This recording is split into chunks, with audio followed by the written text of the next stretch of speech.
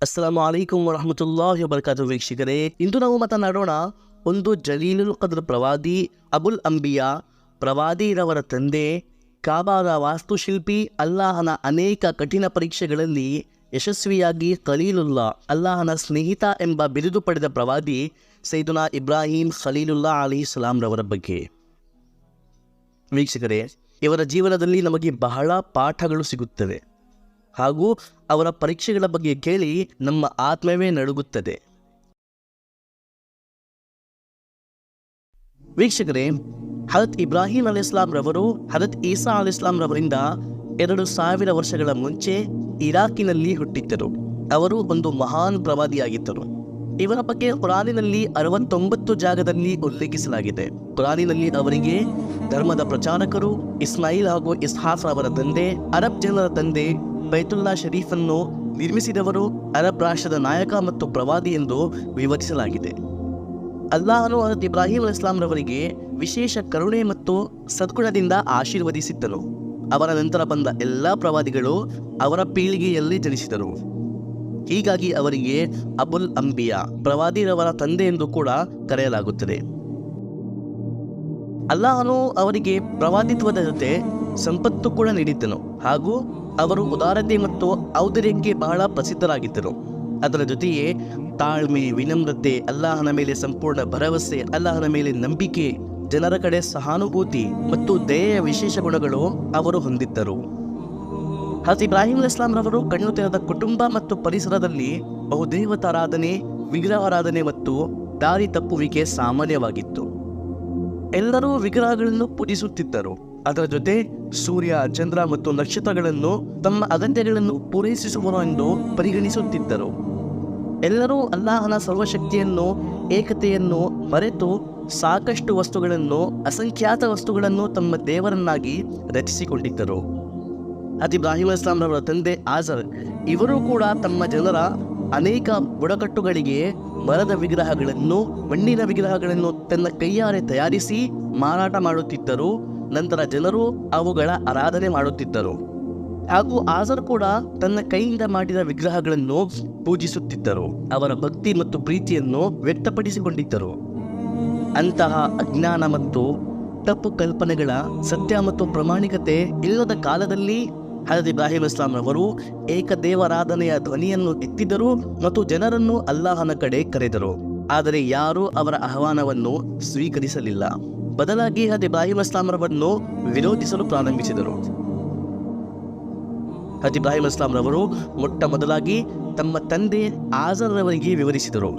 ನನ್ನ ಪ್ರಿಯ ಅಪ್ಪ, ಕೇಳುವ, ನೋಡುವ, ಮಾತನಾಡುವ ಸಮರ್ಥವಿಲ್ಲದ ವಸ್ತುಗಳನ್ನು ಏಕೆ ಪೂಜಿಸುತ್ತೀರಾ? ಅವರು ಲಾಭ ಅಥವಾ ನಷ್ಟ ಮಾಲೀಕರಲ್ಲ. ಆ ವಸ್ತುಗಳೇ ಅಸಹಾಯಕವಾಗಿವೆ. ಅವುಗಳ ಅಸ್ತಿತ್ವವನ್ನು ಉಳಿಸಿಕೊಳ್ಳುವ ಶಕ್ತಿಯೇ ಅವರ ಕೈಯಲ್ಲಿಲ್ಲ. ಇಂತಹ ವಸ್ತುಗಳಿಂದ ಇತರರಿಗೆ ಏನು ಪ್ರಯೋಜನ? ಪ್ರೀತಿಯ ತಂದೆರವರೇ, ನೇರ ಮತ್ತು ಸರಿಯಾದ ಮಾರ್ಗ ಒಂದೇ. ನಾನು ಹೇಳುತ್ತಿರುವುದು ಒಂದು ಅಲ್ಲಾಹನನ್ನು ಆರಾಧಿಸಿ, ಅವನೇ ಸಾವು ಮತ್ತು ಜೀವನದ ಮಾಲೀಕ, ಅವನೇ ಜನರಿಗೆ ಜೀವನೋಪಾನವನ್ನು ನೀಡುತ್ತಾನೆ, ಅವನದೇ ಕರುಣೆ ಮತ್ತು ಕೃಪೆಯಿಂದ ಪರಲೋಕದಲ್ಲಿ ಯಶಸ್ವಿ ಆಗಲು ಸಾಧ್ಯ ಎಂದು ನಂಬಿಕೊಳ್ಳಿ.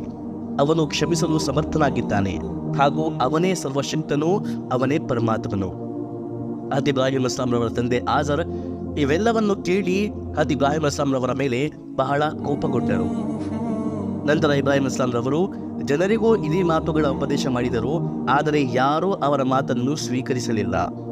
ಅವರ ತಂದೆ ಆಜರ್ ಕೊನೆಗೆ ಹೇಳಿದರು, ನೀನು ವಿಗ್ರಹಗಳನ್ನು ನಕಾರಿಸುವುದನ್ನು ಬಿಡಲಿಲ್ಲವೆಂದರೆ ನಾನು ನಿನಗೆ ಕಲ್ಲುಗಳನ್ನು ಹೊಡೆದು ಸಾಯಿಸುತ್ತೇನೆ.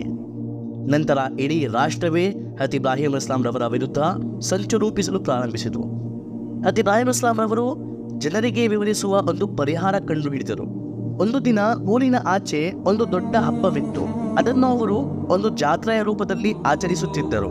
ಅದರಲ್ಲಿ ಭಾಗವಹಿಸಲು ಎಲ್ಲರೂ ಊರು ಬಿಟ್ಟು ಹೊರಹೋದರು. ಹಜರತ್ ಇಬ್ರಾಹಿಂ ಅಲೈಹಿಸ್ಸಲಾಂ ರವರು ಅದರಲ್ಲಿ ಭಾಗವಹಿಸಲಿಲ್ಲ. ಅವರು ಊರಲ್ಲಿ ಉಳಿದುಕೊಂಡರು. ಆ ರಾಷ್ಟ್ರದಲ್ಲಿ ಒಂದು ದೊಡ್ಡ ವಿಗ್ರಹ ಮಂದಿರವಿತ್ತು. ಅಲ್ಲಿ ಹಲವಾರು ಚಿಕ್ಕ ದೊಡ್ಡ ವಿಗ್ರಹಗಳಿದ್ದವು. ಈಗ ಊರಲ್ಲಿ ಹಜರತ್ ಇಬ್ರಾಹಿಂ ಅಲೈಹಿಸ್ಸಲಾಂ ರವರನ್ನು ಹೊರತುಪಡಿಸಿ ಯಾರೂ ಇರಲಿಲ್ಲ. ಹಜರತ್ ಇಬ್ರಾಹಿಂ ಅಲೈಹಿಸ್ಸಲಾಂ ರವರು ಒಂದು ಕೊಡಲಿಯನ್ನು ಹಿಡಿದು ಆ ವಿಗ್ರಹ ಮಂದಿರದಲ್ಲಿ ದಾಖಲಾದರು ಹಾಗೂ ಆ ವಿಗ್ರಹಗಳಿಂದ ಮಾತನಾಡಲು ಪ್ರಾರಂಭಿಸಿದರು.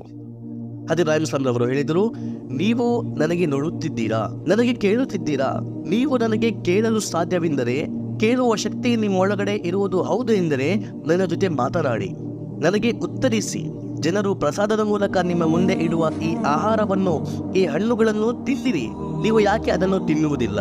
ಅದು ಅಲ್ಲೇ ಕೊಳೆತು ಹೋಗುತ್ತದೆ. ಇಲಿಗಳು ಮತ್ತು ಇರುವೆಗಳು ನಿಮ್ಮ ಆಹಾರವನ್ನು ತಿನ್ನುತ್ತವೆ, ಆದರೆ ಅವರಿಗೆ ತಡೆಯುವ ಶಕ್ತಿ ನಿಮ್ಮೊಳಗಿಲ್ಲ.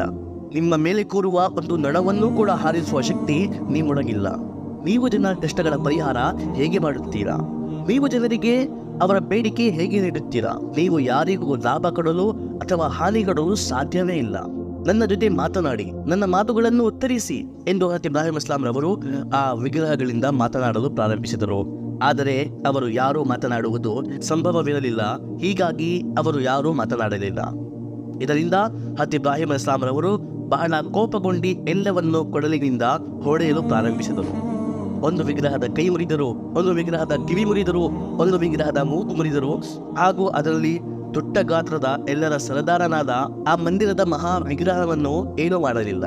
ಆ ಕೊಳಲಿಯನ್ನು ಆ ಮಹಾ ವಿಗ್ರಹದ ತೋಳಿನ ಮೇಲೆ ನೇತಾಕಿ ಅಲ್ಲಿಂದ ಹೊರಟು ಹೋದರು. ಜಾತ್ರೆ ಮುಗಿದ ನಂತರ ಜನರು ತಮ್ಮ ತಮ್ಮ ಮನೆಗಳಿಗೆ ಹೋಗುವ ಮುಂಚೆ ಆ ಮಹಾ ವಿಗ್ರಹ ಮಂದಿರಕ್ಕೆ ಹೋಗಿ ಕೈ ಮುಗಿದು ಆರಾಧನೆ ಮಾಡಿ ನಂತರ ಮನೆಗಳಿಗೆ ಹೋಗುತ್ತಿದ್ದರು. ಹೀಗಾಗಿ ಇಂದು ಕೂಡ ಜನರು ಜಾತ್ರೆಯಿಂದ ನೇರವಾಗಿ ವಿಗ್ರಹ ಮಂದಿರಕ್ಕೆ ಬಂದರು ಹಾಗೂ ಅಲ್ಲಿನ ಪರಿಸ್ಥಿತಿಯನ್ನು ಕಂಡು ಎಲ್ಲರೂ ಬೆಚ್ಚಿ ಬಿದ್ದರು. ಕನಸಿನಲ್ಲೂ ಕೂಡ ಅವರು ಇಂತಹ ನೋಟದ ಕಲ್ಪನೆ ಮಾಡಿರಲಿಲ್ಲ. ತಮ್ಮ ದೇವರ ವಿಗ್ರಹಗಳನ್ನು ನೆಲದ ಮೇಲೆ ಚದುರಿ ಹೋಗಿರುವುದನ್ನು ನೋಡಿ ಭಯಪಟ್ಟರು. ಯಾರದೋ ತಲೆಯೇ ಇರಲಿಲ್ಲ, ಯಾರದೋ ಕೈಯೇ ಇರಲಿಲ್ಲ, ಯಾರದೋ ಕಿವಿಯೇ ಇರಲಿಲ್ಲ, ಯಾರದೋ ಕಾಲೇ ಇರಲಿಲ್ಲ. ಇಂತಹ ದೃಶ್ಯವನ್ನು ಕಂಡು ಬಹಳ ಕೋಪಗೊಂಡರು. ಹಾಗೂ ಯಾರು ನಮ್ಮ ದೇವರ ಜೊತೆ ಈ ಕ್ರೂರ ದಬ್ಬಾಳಿಕೆ ಮಾಡಿದ್ದಾನೆ, ಈ ಹೇಯ ಕೃತ್ಯ ಯಾರದು ಎಂದು ಎಲ್ಲರೂ ಕೂಗತೊಡಗಿದರು. ಯಾರೋ ಒಬ್ಬ ಹೇಳಿದನು, ಒಬ್ಬನೇ ಈ ಕೆಲಸವನ್ನು ಮಾಡಲು ಸಾಧ್ಯ, ಅವನು ಇಬ್ರಾಹಿಂ. ಅವನೊಬ್ಬನೇ ನಮ್ಮ ದೇವರುಗಳ ಬಗ್ಗೆ ಕೆಟ್ಟದಾಗಿ ಮಾತನಾಡುತ್ತಾನೆ. ಇದು ಅವನದೇ ಕೆಲಸ. ಅವನಿಗೆ ಕರೆಸಿ ನಾವು ಅವನಿಂದ ಇದರ ಉತ್ತರವನ್ನು ಕೇಳೋಣ. ಎಲ್ಲರೂ ಕೋಪದಲ್ಲಿದ್ದರು. ಕೆಲವು ಕ್ಷಣಗಳ ನಂತರ ಹಜರತ್ ಇಬ್ರಾಹಿಂ ಅಲೈಹಿಸ್ಸಲಾಂ ರವರು ಬಂದರು. ಆ ಜನರು ಇಬ್ರಾಹಿಂ ಅಲೈಹಿಸ್ಸಲಾಂ ರವರಿಂದ ಕೇಳಿದರು, ಇಬ್ರಾಹಿಂ, ಇದು ನಿನ್ನ ಕೆಲಸವೇ? ನೀನೇ ನಮ್ಮ ದೇವರುಗಳನ್ನು ಹಾನಿ ನೀಡಿದ್ದೀಯಾ? ಹಜರತ್ ಇಬ್ರಾಹಿಂ ಅಲೈಹಿಸ್ಸಲಾಂ ರವರು ಉತ್ತರಿಸಿದರು, ಅವರಿಂದಲೇ ಕೇಳಿರಿ. ಅವರ ಮೇಲೆ ದಾಳಿ ಮಾಡಿದವರು ಯಾರು? ಅವರ ಕೈಕಾಲುಗಳನ್ನು ಮುರಿದವರು ಯಾರು? ಅವರಿಗೆ ಹಾನಿ ನೀಡಿದವರು ಯಾರು? ಅವರಿಂದಲೇ ಕೇಳಿರಿ. ಅಥವಾ ಇವರ ಸರದಾರ, ಇವರೆಲ್ಲರಲ್ಲಿ ದೊಡ್ಡವನು ಅವನೇ ಈ ಕೆಲಸ ಮಾಡಿರಬಹುದು. ನೋಡಿರಿ, ಅವನ ಹೆಗಲಿನನ್ನೇ ಕೂಡ ನೇತಾಡುತ್ತಿದೆ. ಇವರಿಂದಲೇ ಕೇಳಿರಿ, ಈ ಕೆಲಸ ಇವನದೇ? ಯಾರು ಈ ಕೆಲಸವನ್ನು ಮಾಡಿದ್ದು ಹಾಗೂ ಈ ಕೆಲಸವನ್ನು ಮಾಡುವ ಕಾರಣವೇನು? ಆಗ ಜನರು ಹೇಳಿದರು, ಇಬ್ರಾಹಿಂ, ನಿನಗೆ ತಿಳಿದಿಲ್ಲವೇ? ಇವರು ಮಾತನಾಡಲಾರವು, ಇವರು ತಮ್ಮ ಜಾಗವನ್ನು ಬಿಡಲಾರವು. ಈಗ ಇಬ್ರಾಹಿಂ ಅಲೈಹಿಸ್ಸಲಾಂ ರವರು ಪಾಯಿಂಟ್ ಅನ್ನು ಹಿಡಿದುಕೊಂಡರು ಹಾಗೂ ಜನರಿಂದ ಹೇಳಿದರು, ನಾನು ಕೂಡ ನಿಮ್ಮಿಂದ ಇದೇ ಮಾತನ್ನು ಹೇಳುತ್ತಿದ್ದೇನೆ. ಅವರಲ್ಲಿ ಮಾತನಾಡುವ ಅಥವಾ ಕೇಳುವ ಅಥವಾ ನೋಡುವ ಶಕ್ತಿ ಇಲ್ಲ. ಅವರು ಬರೀ ಕಲ್ಲುಗಳ ಮೂರ್ತಿಗಳು. ಹಾಗಾದರೆ ಯಾಕೆ ನೀವು ಅವುಗಳನ್ನು ಆರಾಧಿಸುತ್ತೀರಾ?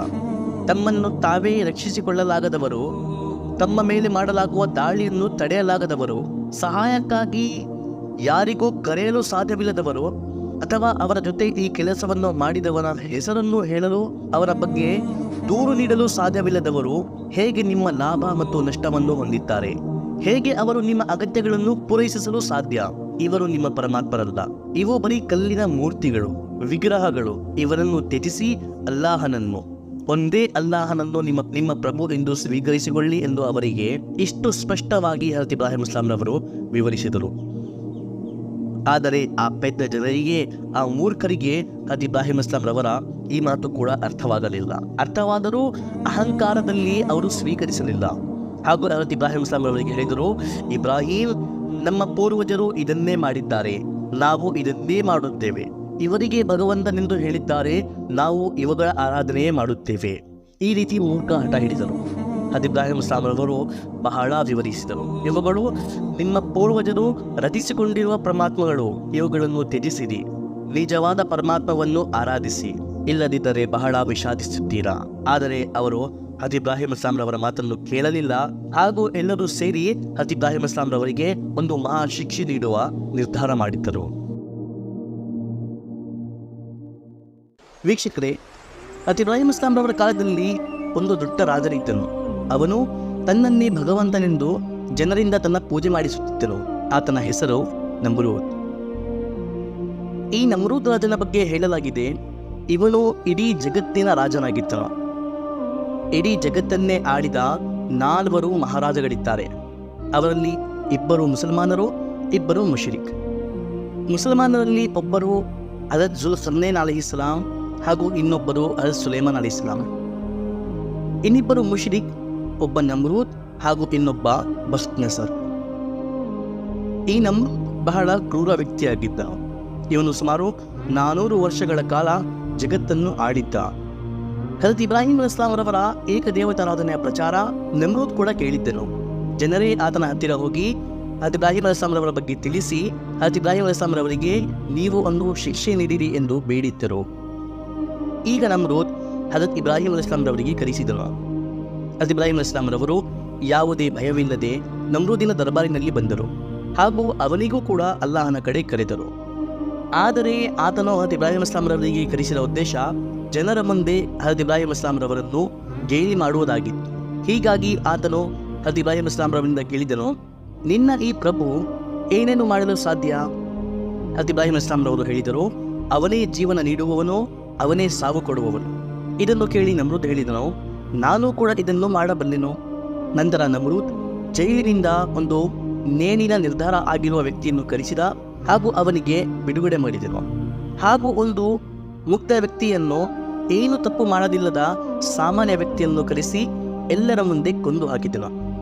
ಹಾಗೂ ಈ ಮೂರ್ಖ ಕಾರ್ಯವನ್ನು ಮಾಡಿದ ನಂತರ ಹಜರತ್ ಇಬ್ರಾಹಿಂ ಅಲೈಹಿಸ್ಸಲಾಂ ಅವರಿಂದ ಹೇಳಿದನು, ನೋಡು, ಇದನ್ನು ನಾನು ಕೂಡ ಮಾಡಬಲ್ಲೆನು. ವೀಕ್ಷಕರೇ, ಜೀವನ ಮತ್ತು ಸಾವಿನ ಮಾಲೀಕನಾಗುವ ಈ ಅರ್ಥವಲ್ಲ ಎಂದು ನಿಮಗೂ ಕೂಡ ತಿಳಿದಿದೆ. ಹಜರತ್ ಇಬ್ರಾಹಿಂ ಅಲೈಹಿಸ್ಸಲಾಂ ಅವರಿಗೆ ತಿಳಿಯಿತು, ಈ ಮೂರ್ಖನಿಗೆ ಇದನ್ನು ಅರ್ಥ ಮಾಡಿಸುವುದು ಅಸಾಧ್ಯ. ಹೀಗಾಗಿ ಹಜರತ್ ಇಬ್ರಾಹಿಂ ಅಲೈಹಿಸ್ಸಲಾಂ ರವರು ಬರೀ ಒಂದೇ ಮಾತಿನಲ್ಲಿ ಅವನ ಬಾಯಿಗೆ ಬೀಗ ಹಾಕಿದರು. ಹಜರತ್ ಇಬ್ರಾಹಿಂ ಅಲೈಹಿಸ್ಸಲಾಂ ರವರು ಹೇಳಿದರು, ನೀನು ನಿಜಕ್ಕೂ ಭಗವಂತನಾಗಿದ್ದರೆ ನೋಡು, ನನ್ನ ಪ್ರಭು ಸೂರ್ಯವನ್ನು ಪೂರ್ವದಿಂದ ಹೊರತರುತ್ತಾನೆ, ಪಶ್ಚಿಮದಲ್ಲಿ ಮುಳುಗಿಸುತ್ತಾನೆ. ನೀನು ಅದನ್ನು ಪಶ್ಚಿಮದಿಂದ ಹೊರತಂದು ಪೂರ್ವದಲ್ಲಿ ಮುಳುಗಿಸು. ನಮ್ರೂದ್ ಬೆಚ್ಚಿಬಿದ್ದನು ಹಾಗೂ ಅವನ ಹತ್ತಿರ ಇದರ ಯಾವುದೇ ಉತ್ತರ ಇರಲಿಲ್ಲ. ಇದು ಅವನ ಅವಮಾನವಾಗಿತ್ತು, ಆ ಮೂರ್ಖ ಜನರ ಭಗವಂತನ ಅವಮಾನವಾಗಿತ್ತು. ಆದ್ದರಿಂದ ಕೋಪಗೊಂಡ ಜನರು ಮತ್ತು ರಾಜ ನಮ್ರೂದ್ ಎಲ್ಲರೂ ಸೇರಿ, ಜೊತೆಗೆ ಹಜರತ್ ಇಬ್ರಾಹಿಂ ಅಲೈಹಿಸ್ಸಲಾಂ ರವರ ತಂದೆ ಆಜರರು ಕೂಡ ಸೇರಿ ಅವರಿಗೆ ಒಂದು ಮಹಾ ಶಿಕ್ಷೆ ಕೊಡಬೇಕೆಂದು ನಿರ್ಧರಿಸಿದರು. ನಮ್ರೂದಿನ ಸಲಹೆಯ ಮೂಲಕ ಒಂದು ಜಾಗದಲ್ಲಿ ಬೆಂಕಿ ಹಚ್ಚಲಾಯಿತು.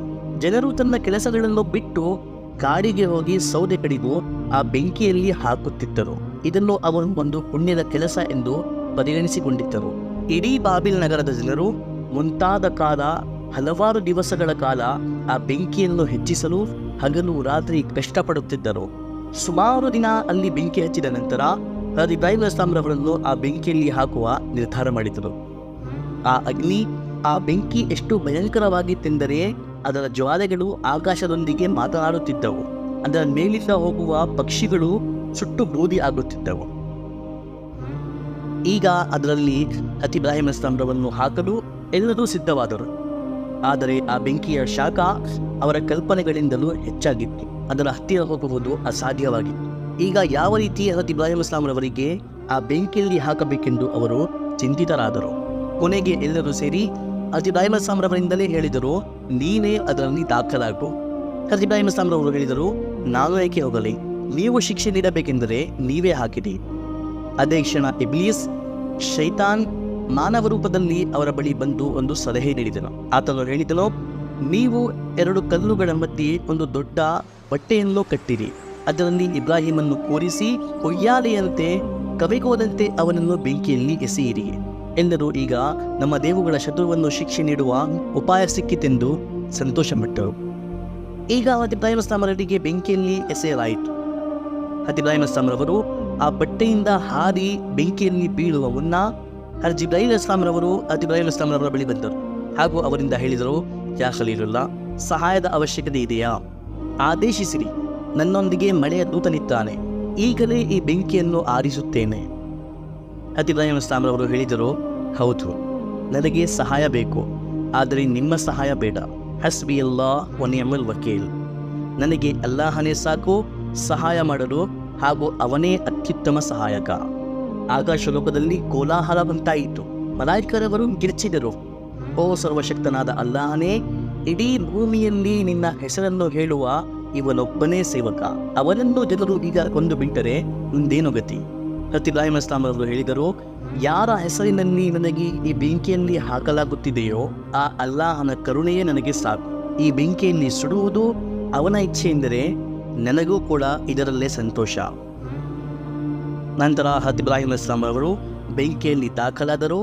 ಅದೇ ಕ್ಷಣ ಅಲ್ಲಾಹನು ಬೆಂಕಿಯನ್ನು ಆದೇಶಿಸಿದನು, ಯಾನಾರು ಕೂಲಿ ಬರ್ದೌ ವ ಸಲಾಮನ್ ಅಲಾ ಇಬ್ರಾಹಿಂ, ಓ ಬೆಂಕಿಯೇ ನನ್ನ ಇಬ್ರಾಹಿಂ ಮೇಲೆ ತಣ್ಣಗಾಗು, ಶಾಂತಿಯಾಗು.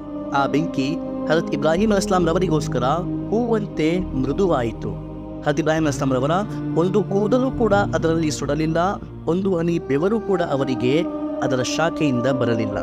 ಆ ಬೆಂಕಿಯ ಹೊರಗೆ ಸೂರ್ಯದ ಬಿಸಿಲಿತ್ತು, ಆದರೆ ಆ ಬೆಂಕಿಯ ಒಳಗಡೆ ಸರ್ವಶಕ್ತನಾದ ಅಲ್ಲಾಹನ ಆದೇಶದಿಂದ ಸ್ವರ್ಗದ ತಂಗಾಳಿ ಬೀಸುತ್ತಿತ್ತು. 40 ದಿನಗಳ ಕಾಲ ಹಜರತ್ ಇಬ್ರಾಹಿಂ ಅಸ್ಲಾಂ ರವರು ಆ ಬೆಂಕಿಯೊಳಗಿದ್ದರು. ಆ ಬೆಂಕಿಯೊಳಗಡೆ ಅಲ್ಲಾಹನ ಕರುಣೆಯ ನೆರಳಿನಲ್ಲಿ ವಾಸಿಯಾಗಿದ್ದರು. ಹೊರಗಡೆ ಜನರು ಅಂದುಕೊಂಡರು ಇಬ್ರಾಹಿಮಿನ ಬೂದಿ ಕೂಡ ಉಳಿದಿಲ್ಲ.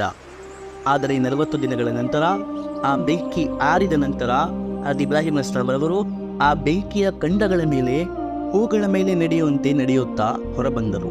ಹಜರತ್ ಇಬ್ರಾಹಿಂ ಅಸ್ಲಾಂ ರವರಿಂದ ಒಮ್ಮೆ ಕೇಳಲಾಯಿತು, ನಿಮ್ಮ ಜೀವನದ ಅತ್ಯುತ್ತಮ ಕಾಲ ಯಾವುದು? ಹಜರತ್ ಇಬ್ರಾಹಿಂ ಅಸ್ಲಾಂ ರವರು ಹೇಳಿದರು, ನನ್ನ ಜೀವನದ ಅತ್ಯುತ್ತಮ ಆನಂದದಿಂದ ಕಳೆದ ಕಾಲ ನಮ್ರೂದಿನ ಬೆಂಕಿಯಲ್ಲಿ ಕಳೆದ ಕಾಲ. ಕುರಾನಿನಲ್ಲಿ ಅಲ್ಲಾಹನು ಇದರ ಬಗ್ಗೆ ಹೇಳುತ್ತಾನೆ, ಇದು ಅದರ ಮಫ್ಹೂಮ್. ಅವರು ಇಬ್ರಾಹಿಮನ ವಿರುದ್ಧ ಷಡ್ಯಂತ್ರ ಮಾಡಿದರು, ನಾವು ಅವರನ್ನು ಸೋತವರನ್ನಾಗಿ ಮಾಡಿದೆವು. ಈ ರೀತಿ ಅವರು ನಷ್ಟ ಮತ್ತು ಅವಮಾನದಿಂದ ಸಫಲರಾದರು. ಪರಲೋಕದಲ್ಲಿ ಅವರಿಗೆ ಸುಡುವ ಬೆಂಕಿ ತಣ್ಣಗಾಗಿರುವುದಿಲ್ಲ, ಶಾಂತಿಯದಾಗಿರುವುದಿಲ್ಲ. ಅವರ ಸ್ಥಾನ ಅಲ್ಲಾಹನು ಹೇಳಿದಂತೆ ನರಕವಾಗಿರುತ್ತದೆ ಮತ್ತು ಅದು ಅತ್ಯಂತ ಕೆಟ್ಟ ವಾಸಸ್ಥಾನ ಮತ್ತು ಕೆಟ್ಟ ಸ್ಥಳವಾಗಿದೆ. ಆ ಬೆಂಕಿಯಿಂದ ಹೊರಬಂದ ನಂತರ ಈ ಪವಾಡವನ್ನು ಕಂಡು ಕೂಡ ಜನರು ಹಜರತ್ ಇಬ್ರಾಹಿಂ ಅಸ್ಲಾಂ ರವರನ್ನು ನಂಬಲಿಲ್ಲ. ಹಜರತ್ ಇಬ್ರಾಹಿಂ ಅಸ್ಲಾಂ ರವರು ಜನರ ಜೊತೆ ನಮ್ರೂದನ್ನು ಕೂಡ 3 ಬಾರಿ ಅಲ್ಲಾಹನ ಕಡೆ ಕರೆದರು. ಆದರೆ ಇವರು ಹಜರತ್ ಇಬ್ರಾಹಿಂ ಅಸ್ಲಾಂ ರವರ ಮಾತನ್ನು ಕೇಳಲಿಲ್ಲ. ಕೆಲವು ಕಾಲಗಳ ನಂತರ ಅಲ್ಲಾಹನು ಒಂದು ಸೊಳ್ಳೆಯಿಂದ ಆತನ ವಿನಾಶ ಮಾಡಿದರು. ತನ್ನನ್ನೇ ಭಗವಂತನೆಂದು ಜನರಿಂದ ತನ್ನ ಪೂಜೆ ಮಾಡಿಸುವ ನಮ್ರೂದಿನ ಮೂಗಿನೊಳಗಡೆ ಅಲ್ಲಾಹನು ಒಂದು ಸೊಳ್ಳೆಯನ್ನು ಕಳುಹಿಸಿದರು. ಆ ಸೊಳ್ಳೆಯು ಆತನ ಮೆದುಳಿನಲ್ಲಿ ಹೋಗಿ ಅವನಿಗೆ ಇನ್ನೂ 400 ವರ್ಷ ಹುಚ್ಚನಾಗಿಸಿ ಎಲ್ಲ ಕಡೆ ತನ್ನ ತಲೆಯನ್ನು ಬಡಿಯುತ್ತಾ ಜೀವನ ನಡೆಸಿ 400 ವರ್ಷಗಳ ನಂತರ ಅಲ್ಲಾಹನ ಆದೇಶದಿಂದ ಅವನ ಅಧ್ಯಾಯವನ್ನು ಕೊನೆಗಾಣಿಸಿತು. ನಂತರ ಹಜರತ್ ಇಬ್ರಾಹಿಂ ಅಸ್ಲಾಂ ರವರು ಅಲ್ಲಾಹನ ಆದೇಶದ ಮೂಲಕ ಬಾಬಿಲ್ ನಗರವನ್ನು ಬಿಟ್ಟು ಶಾಮ್ ಅರ್ಥಾತ್ ಸಿರಿಯಾ ಕಡೆ ಹೊರಟರು. ಪುನಃ ಅಲ್ಲಿಂದ ಫಲಸ್ತೀನ್ ಹಾಗೂ ಮಿಸ್ರ್ ಅರ್ಥಾತ್ ಈಜಿಪ್ಟ್ ಕಡೆ ಹೋದರು. ಈ ಪ್ರಯಾಣದಲ್ಲಿ ಅವರ ಸೋದರಣಿಯ ಹಜರತ್ ಲೂತ್ ಅಲಿ ಇಸ್ಲಾಂ ರವರು ಹಾಗೂ ಅವರ ಹೆಂಡತಿ ಹಜರತ್ ಸಾರಾ ಅಲಿ ಇಸ್ಲಾಂ ರವರು ಕೂಡ ಜೊತೆ ಇದ್ದರು. ಇವರ ಮೊದಲನೇ ಹೆಂಡತಿಯ ಸಾರಾ ಅಲಿ ಇಸ್ಲಾಂ ರವರ ಬಗ್ಗೆ ಇತಿಹಾಸದಲ್ಲಿ ಉಲ್ಲೇಖಿಸಲಾಗಿದೆ. ಇವರು ಒಂದು ರಾಜನ ಮಗಳಾಗಿದ್ದರು ಹಾಗೂ ಅವರಿಗೆ ತನ್ನ ಬಹುದೇವತಾರಾಧನೆಯಲ್ಲಿ ಅತೃಪ್ತಿ ಇತ್ತು. ಇವರ ತಂದೆಗೆ ಇಸ್ಲಾಮಿನ ಕಡೆ ಕರೆಯಲು ಹೋದಾಗ ಇವರು ಹಜರತ್ ಇಬ್ರಾಹಿಂ ಅಸ್ಲಾಂ ರವರ ಮೇಲೆ ಈಮಾನ್ ತಂದಿ ಇವರ ಜೊತೆ ವಿವಾಹವಾದರು. ಇವರ ಎರಡನೇ ಹೆಂಡತಿ ಹಜರತ್ ಹಾಜಿರಾ ಇಸ್ಲಾಂ ರವರ ಬಗ್ಗೆ ಇತಿಹಾಸದಲ್ಲಿ ಉಲ್ಲೇಖಿಸಲಾಗಿದೆ. ಹಜರತ್ ಇಬ್ರಾಹಿಂ ಅಸ್ಲಾಂ ರವರು ತನ್ನ ಸೋದರಳಿಯ ಲೂತ್ ಹಾಗೂ ಜೀವನ ಸಂಗಾತಿಯ ಸಾರರವರ ಜೊತೆ ಮಿಸ್ರ್ ಕಡೆ ಪ್ರಯಾಣ ಮಾಡುವಾಗ ಆ ಪ್ರದೇಶದ ರಾಜನ ಸೈನಿಕರು ಹಜರತ್ ಇಬ್ರಾಹಿಂ ಅಸ್ಲಾಂ ರವರನ್ನು ತನ್ನ ರಾಜನ ಹತ್ತಿರ ಕರೆದುಕೊಂಡು ಹೋದರು ಹಾಗೂ ಅವನಿಂದ ಹೇಳಿದರು, ಇವರ ಜೊತೆ ಅತ್ಯಂತ ಸುಂದರವಾದ ಮಹಿಳೆ ಇದ್ದಾಳೆ. ಇದನ್ನು ಕೇಳಿದ ರಾಜ ಸಾರಾರವರನ್ನು ತನ್ನ ಹತ್ತಿರ ಕರೆಸಿದನು ಹಾಗೂ ಕೆಟ್ಟ ಉದ್ದೇಶದಿಂದ ಅವರ ಕಡೆ ಹೆಜ್ಜೆ ಎಂದಿದಾಗ ಅವರು ಬಂಧಿತನಾದನು. ಅವನ ಕೈಕಾಲುಗಳು ಕೆಲಸ ಮಾಡುವುದು ನಿಲ್ಲಿಸಿದವು, ಕಲ್ಲಿನಂತೆ ಬಂಧಿತನಾದನು. ಇದನ್ನು ಕಂಡು ಸಾರಾರವರಿಂದ ಬೇಡಿದನು, ನೀವು ನಿಮ್ಮ ಪ್ರಭುವಿನಿಂದ ನನಗೋಸ್ಕರ ಬೇಡಿರಿ. ಸಾರಾರವರು ದುವಾ ಮಾಡಿದರು, ಆತನು ಸರಿಗೊಂಡಿದ ನಂತರ ಅವರನ್ನು ಬಿಡುಗಡಿಸಿದನು. ಹಾಗೂ ಇಬ್ರಾಹಿಂ ಅಸ್ಲಾಂ ರವರಿಗೆ ಹೇಳಿದನು, ನನ್ನ ಗುಲಾಮರಲ್ಲಿ ಕೂಡ ಒಂದು ಮಹಿಳೆ ಉಂಟು. ನಾನು ಅವಳ ಕಡೆ ಕೂಡ ಕೆಟ್ಟ ಉದ್ದೇಶ ಮಾಡಿದಾಗ ಇದೇ ರೀತಿ ಬಂಧಿತನಾಗುತ್ತೇನೆ. ನೀವು ಅವಳನ್ನು ತನ್ನ ಜೊತೆ ಕರೆದುಕೊಂಡು ಹೋಗಿರಿ. ಅವರೇ ಹಜರತ್ ಹಾಜಿರಾ ಅಲೈಹಿಸ್ಸಲಾಂ. ಹಜರತ್ ಇಬ್ರಾಹಿಂ ಅಸ್ಲಾಂ ರವರು ಅವರಿಂದಲೂ ವಿವಾಹ ಮಾಡಿಕೊಂಡರು. ವೀಕ್ಷಕರೇ, ಇವರಿಬ್ಬರಿಂದ ಅಲ್ಲಾಹನು ಹಜ್ ಇಬ್ರಾಹಿಂ ಅಲೈಹಿಸ್ಸಲಾಂ ಜನಾಂಗಕ್ಕೆ ಮರಳಿನ ಕಣಗಳಂತೆ ಇಡೀ ಜಗತ್ತಿನಲ್ಲಿ ಹರಡಿಸಿದನು. ಹಜ್ ಸಾರಾ ಅವರಿಂದ ಇಸ್ಹಾಕ್ ಅಲೈಹಿಸ್ಸಲಾಂ ರವರು ಹುಟ್ಟಿದರು, ಹಾಗೂ ಹಜ್ ಹಾಜಿರ ಅಲೈಹಿಸ್ಸಲಾಂ ರವರಿಂದ ಹಜ್ ಇಸ್ಮಾಯಿಲ್ ಅಲೈಹಿಸ್ಸಲಾಂ ರವರು ಹುಟ್ಟಿದರು. ಹಜ್ ಸಾರಾ ಅಲೈಹಿಸ್ಸಲಾಂ ರವರು ಬನಿ ಇಸ್ರಾಯೇಲಿನ ಎಲ್ಲ ಪ್ರವಾದಿಗಳ ತಾಯಿಯಾದರು, ಹಾಗೂ ಹಜ್ ಹಾಜಿರ ಅಲೈಹಿಸ್ಸಲಾಂ ರವರು ಇಡೀ ಅರಬ್ ಜನಾಂಗದ ತಾಯಿಯಾದರು, ಹಾಗೂ ಇವರಲ್ಲೇ ನಮ್ಮ ಪ್ರಿಯ ಪ್ರವಾದಿ ಮುಹಮ್ಮದ್ ಸಲ್ಲಲ್ಲಾಹು ಅಲೈಹಿ ವಸಲ್ಲಂ ರವರು ಕೂಡ ಹುಟ್ಟಿದರು. ಹಾಗೂ ಇವರ ಮೂಲಕವೇ ಅಲ್ಲಾಹನು ಮಕ್ಕಾ ಪಟ್ಟಣವನ್ನು ನಿರ್ಮಿಸಿದನು. ಇವರ ಮಗ ಹಜ್ ಇಸ್ಮಾಯಿಲ್ ಅಲೈಹಿಸ್ಸಲಾಂ ರವರ ಜೊತೆಯೇ ಹಜ್ ಇಬ್ರಾಹಿಂ ಅಲೈಹಿಸ್ಸಲಾಂ ರವರು ಕಾಬಾವನ್ನು ನಿರ್ಮಿಸಿದರು. ವೀಕ್ಷಕರೇ, ಹಜರತ್ ಇಬ್ರಾಹಿಂ ಅಲೈಹಿಸ್ಸಲಾಂ ರವರ ಜೀವನ ಪರೀಕ್ಷೆಗಳಿಂದ ತುಂಬಿದೆ. ದೊಡ್ಡ ದೊಡ್ಡ ಪರೀಕ್ಷೆಗಳಲ್ಲಿ ಸಿಲುಕಿದರು, ಆದರೆ ಪ್ರತಿಯೊಂದು ಬಾರಿ ಅಲ್ಲಾಹನ ಕರುಣೆಯಿಂದ ಸಫಲರಾದರು. ಮೊದಲಾಗಿ ಇಡೀ ನಗರವೇ ರಾಜನ ಜೊತೆ ಸೇರಿ ಬೆಂಕಿಯಲ್ಲಿ ಹಾಕಿದರು, ಹಾಗೂ ಅವರ ಸ್ವಂತ ತಂದೆ ಕೂಡ ಅವರಲ್ಲಿ ಶಾಮಿಲ್ ಆಗಿದ್ದರು. ನಂತರ ತನ್ನ ಬಾಬಿಲ್ ನಗರವನ್ನು ಬಿಟ್ಟು ಪರದೇಶದ ಕಡೆ ಹೋಗಬೇಕಾಯಿತು, ಹಾಗೂ ಸಾಕಷ್ಟು ವಯಸ್ಸಾದ ನಂತರ ನೂರಾರು ಪ್ರಾರ್ಥನೆಗಳ ನಂತರ ಹುಟ್ಟುವ ಮಗನನ್ನು ಕೂಡ ದೂರ ಮಾಡುವ ಆದೇಶ ನೀಡಲಾಯಿತು. ಏನಾಯಿತೆಂದರೆ, ಸಾಕಷ್ಟು ಪ್ರಾರ್ಥನೆಗಳ ನಂತರ, ನೂರಾರು ಬೇಡಿಕೆಗಳ ನಂತರ ಹಜರತ್ ಇಬ್ರಾಹಿಂ ಅಲೈಹಿಸ್ಸಲಾಂ ರವರಿಗೆ ಹಜರತ್ ಹಾಜಿರ ಅಲೈಹಿಸ್ಸಲಾಂ ರವರಿಂದ ಒಂದು ಮಗ ಹುಟ್ಟಿದರು. ಅವರ ಹೆಸರು ಇಸ್ಮಾಯಿಲ್. ಮಗು ಹುಟ್ಟಿದ ನಂತರ ಅಲ್ಲಾಹನ ಕಡೆಯಿಂದ ಆದೇಶಿಸಲಾಯಿತು, ಅಂತಹ ಜಾಗದಲ್ಲಿ ತನ್ನ ಹೆಂಡತಿ ಮತ್ತು ಮಗನನ್ನು ಬಿಟ್ಟು ಮರಳಿ ಬಂದಿರಿ. ಹಜರತ್ ಇಬ್ರಾಹಿಂ ಅಲೈಹಿಸ್ಸಲಾಂ ರವರು ಹಜರತ್ ಹಾಜಿರ ಅಲೈಹಿಸ್ಸಲಾಂ ರವರನ್ನು ಏನೂ ಹೇಳಲಿಲ್ಲ. ತನ್ನ ಜೊತೆ ಕರೆದುಕೊಂಡು ಫಲಸ್ತೀನಿನಿಂದ ಅರಬ್ ದೇಶದ ಹಿಜಾಜ್ ರಾಜ್ಯದಲ್ಲಿ ಫಾರಾ ಎನ್ನುವ ಬೆಟ್ಟದ ಹತ್ತಿರ ಬಂದರು. ಅಲ್ಲಿ ಒಂದು ಜಾಗದಲ್ಲಿ ತನ್ನ ಜೊತೆ ತಂದಿರುವ ಒಂದು ನೀರಿನ ಮಡಿಕೆ ಹಾಗೂ ಖರ್ಜೂರದ ಒಂದು ಸಣ್ಣ ಚೀಲ ಇದನ್ನು ಇಟ್ಟು ಮರಳತೊಡಗಿದರು. ಹಿಂದೆಯಿಂದ ಹಜರತ್ ಹಾಜಿರ ಅಲೈಹಿಸ್ಸಲಾಂ ರವರು ಹಜರತ್ ಇಬ್ರಾಹಿಂ ಅಲೈಹಿಸ್ಸಲಾಂ ರವರ ಬಟ್ಟೆಯನ್ನು ಹಿಡಿದುಕೊಂಡರು, ಹಾಗೂ ಹೇಳಿದರು, ಇಂತಹ ಕಲ್ಲು ಮಣ್ಣಿನ ಜಾಗದಲ್ಲಿ ನಮ್ಮನ್ನು ಬಿಟ್ಟು ನೀವು ಎಲ್ಲಿ ಹೋಗುವಿರಿ? ಹಜರತ್ ಇಬ್ರಾಹಿಂ ಅಲೈಹಿಸ್ಸಲಾಂ ರವರು ಏನೂ ಹೇಳಲಿಲ್ಲ. ಹಜರತ್ ಹಾಜಿರ ಅಲೈಹಿಸ್ಸಲಾಂ ರವರು ಪುನಃ ಕೇಳಿದರು, ಆದರೂ ಹಜರತ್ ಇಬ್ರಾಹಿಂ ಅಲೈಹಿಸ್ಸಲಾಂ ರವರು ಮೌನವಾಗಿಯೇ ಇದ್ದರು. ಈಗ ಹಜರತ್ ಹಾಜಿರ ಅಲೈಹಿಸ್ಸಲಾಂ ರವರು ಹಜರತ್ ಇಬ್ರಾಹಿಂ ಅಲೈಹಿಸ್ಸಲಾಂ ರವರಿಂದ ಕೇಳಿದರು, ಅಲ್ಲಾಹು ಅಮರಕ, ಇದು ಅಲ್ಲಾಹನ ಆದೇಶವೇ? ಹಜರತ್ ಇಬ್ರಾಹಿಂ ಅಲೈಹಿಸ್ಸಲಾಂ ರವರು ಬಾಯಿಯಿಂದ ಏನೂ ಹೇಳದೆ ಹೌದು ಎಂದು ತಲೆಯನ್ನು ಅಲಾಡಿಸಿದರು. ಈಗ ಹಜರತ್ ಹಾಜಿರ ಅಲೈಹಿಸ್ಸಲಾಂ ರವರು ಶಾಂತಿಯಿಂದ ಹೇಳಿದರು, ಹಾಗಾದರೆ ನಿಶ್ಚಿಂತೆಯಾಗಿ ಹೋಗಿರಿ, ನಮ್ಮ ಬಗ್ಗೆ ಯೋಚಿಸಬೇಡಿರಿ, ನಮಗೆ ನಮ್ಮ ಅಲ್ಲಾಹನೇ ಸಾಕು. ವೀಕ್ಷಕರೇ, ಸಲಾಂ ಆ ತಾಯಿ ಹಾಜಿರ ಅಲೈಹಿಸ್ಸಲಾಂ ರವರಿಗೆ. ಇಂದಿನ ಒಂದು ಮಹಿಳೆ ಏಕಾಂಗಿಯಾಗಿ ತನ್ನ ಮನೆಯಲ್ಲಿರಲು ಕೂಡ ಭಯಪಡುತ್ತಾಳೆ. ಸ್ವಲ್ಪ ಕತ್ತಲಿನಲ್ಲಿ ಜನರ ಮಧ್ಯೆ ಇರಲು ಕೂಡ ಭಯಪಡುತ್ತಾಳೆ. ಆದರೆ ತಾಯಿ ಹಾಜಿರ ಅಲೈಹಿಸ್ಸಲಾಂ ರವರು ಅಂತಹ ಕಲ್ಲು ಮಣ್ಣನ್ನು ಹೊರತುಪಡಿಸಿ ಬೇರೆ ಏನೂ ಇಲ್ಲದ ಆ ಭಯಂಕರ ಬಿಸಿ ಮರುಭೂಮಿಯಲ್ಲಿ ತನ್ನ ಹಾಲು ಕುಡಿಯುವ ಮಗುವಿನ ಜೊತೆ ಇದು ಅಲ್ಲಾಹನ ಆದೇಶ ಎಂದು ತಿಳಿದ ತಕ್ಷಣವೇ ಸಿದ್ಧರಾದರು. ಅವರು ಕೂಡ ಒಂದು ಹೆಣ್ಣು, ಅವರಿಗೂ ಭಯಭಕ್ತಿ ಉಂಟು. ಹಜರತ್ ಇಬ್ರಾಹಿಂ ಅಲೈಹಿಸ್ಸಲಾಂ ರವರು ಬಿಟ್ಟು ಹೋಗುವಾಗ ಭಯದಿಂದಲೇ ಅವರು ಕೇಳಿದರು, ನಮ್ಮನ್ನು ಇಂತಹ ಜಾಗದಲ್ಲಿ ಬಿಟ್ಟು ಎಲ್ಲಿ ಹೋಗುವಿರಿ? ಅವರಿಗೂ ಕೂಡ ಭಯವಾಯಿತು. ಆದರೆ ಇದು ಅಲ್ಲಾಹನ ಆದೇಶ ಎಂದು ತಿಳಿದ ನಂತರ ಅವರಿಗೆ ಸಮಾಧಾನವಾಯಿತು. ಅವರ ಭಯದ ಮೇಲೆ ಅವರ ಭಕ್ತಿ ಮೇಲುಗೈ ಸಾಧಿಸಿತು.